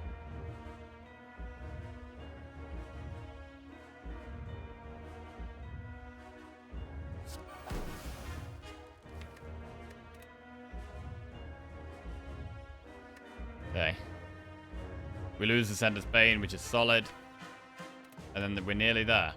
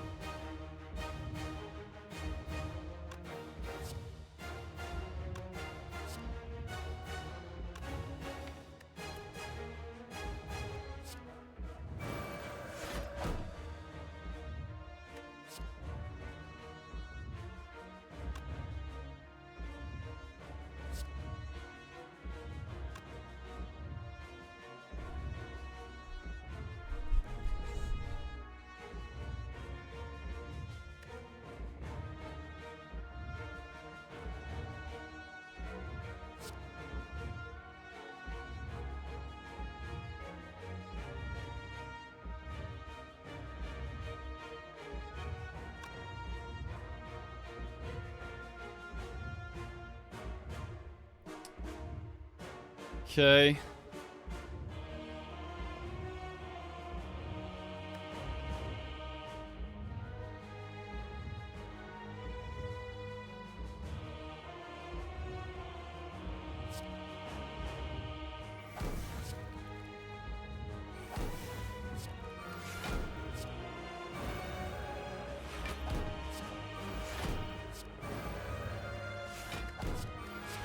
I want to play the Omega.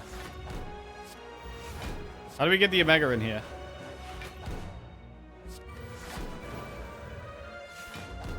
I'll wait until we've, I think we probably can do it, actually. I think we can do it.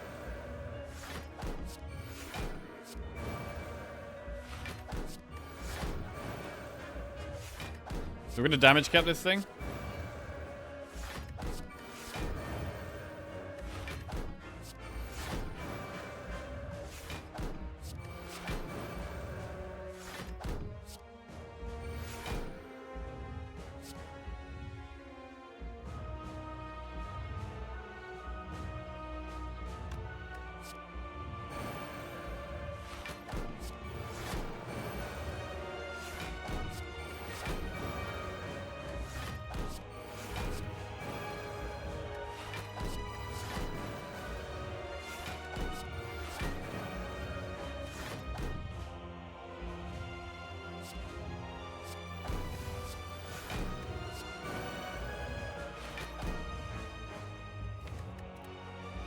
Okay, we get the Mega in play.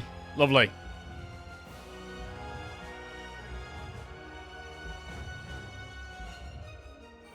Lovely.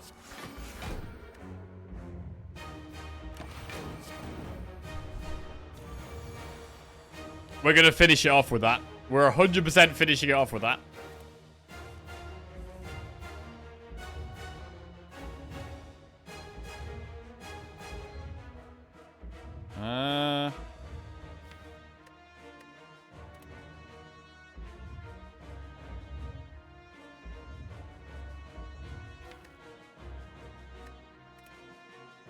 Wait, are we definitely able to fill our hand up here?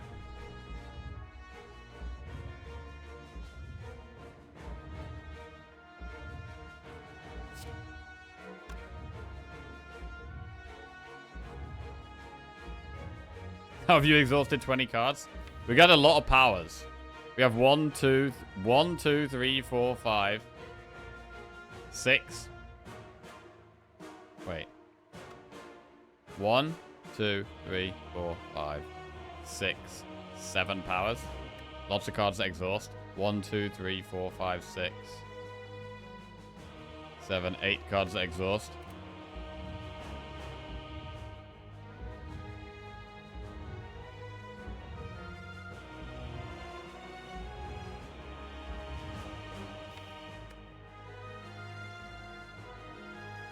Did we need a second insight?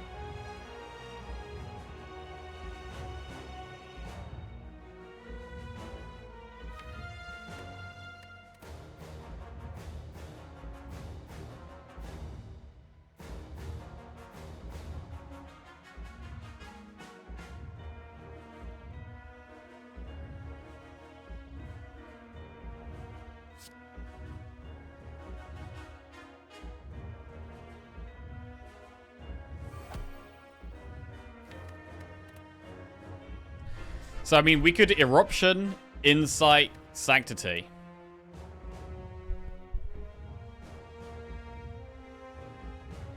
Does that get us there?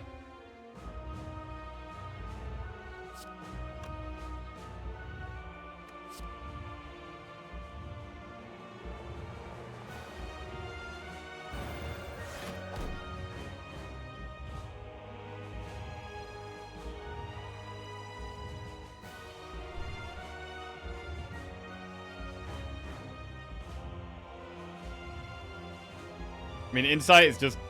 That's it, right? That's enough.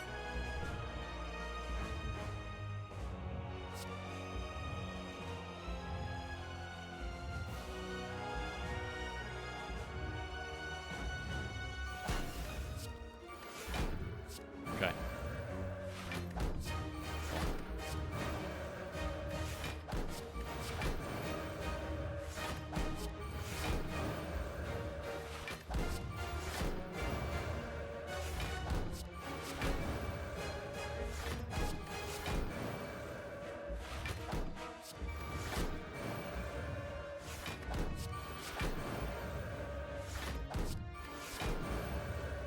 And we're blocking just fine.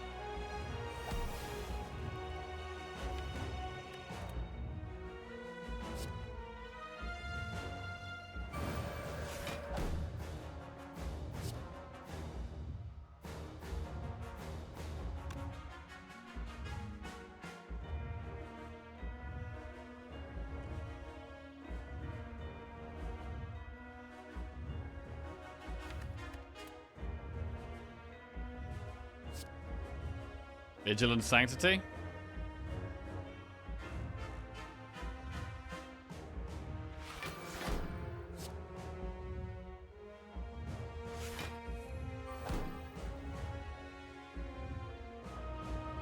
Inner Peace for draw. Then Eruption.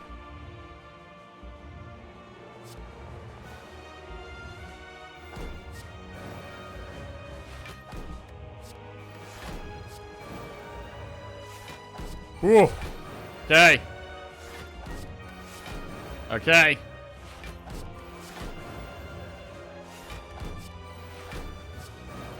Jesus.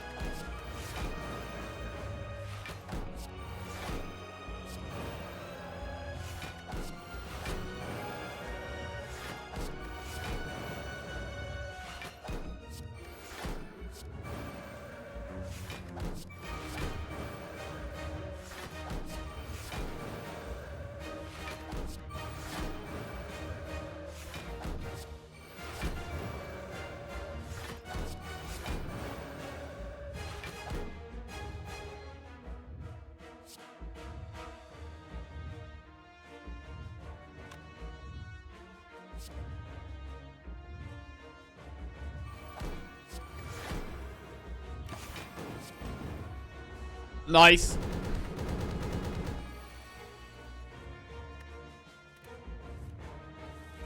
Why is your name Jackie and not Jackie Chan anymore? Oh, because I didn't like the Chan, so I got it removed. I didn't like it.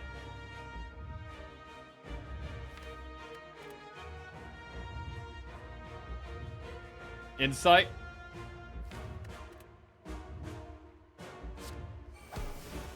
Eruption. Vigilance in a piece.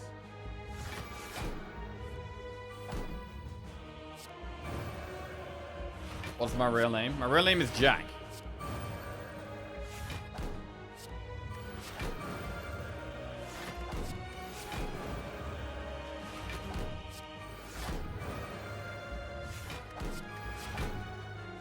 No way, what? He's a Jack? One of them? The best name. Everyone knows that Jack is the best boy's name. Garmrath. His surname is also Jack. Yes, Jack Jack. That's it. Exactly.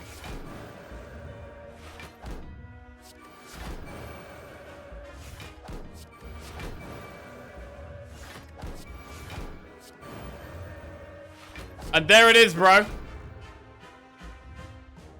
14 wins in a row. Death by Omega. Boom.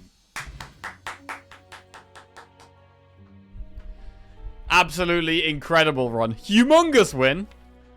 Getting alpha. Using the alpha. Succeeding with alpha. I mean, we did have to rely on a little bit of Infinite there once or twice.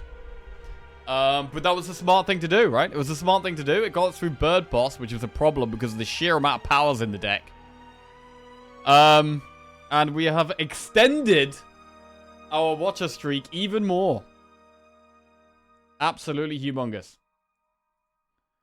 Let's get that on the screen. Let's get that on the screen. Jesus, what a run. 14 Watcher wins in a row. Rotating, it goes from 0 to 1. Whew. Wow. Wow, wow.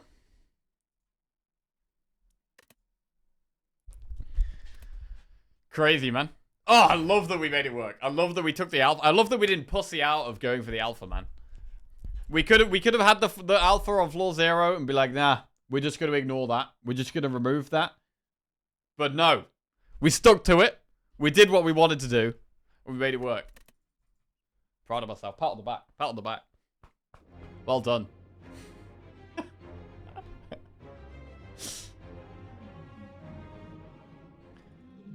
I'm so glad he won this run. Otherwise, he was never picking fun cards ever again. True? Actually, not true. But definitely for a while. Definitely wouldn't have picked fun cards for a while. I am sad we didn't get more Omniscience. Like, more Omniscience could have been super crazy. I've had some runs with Alpha where you get like 3 or 4 Omniscience and you just go crazy. You just use Omniscience turn 1, which we were always able to do here, and then you could play duplicates of so many cards. Woo! What a run, man. What a run. Holy shit. Crazy. And that is now 1, 2... Wait, hang on a sec. 1, 2, 3, 4, 5, 6, 7, 8, 9, 10, 11, 12, 13, 14! 14 wins in a row on Watcher. Woo! Bro, we're getting close to our record here. We are getting close to our record.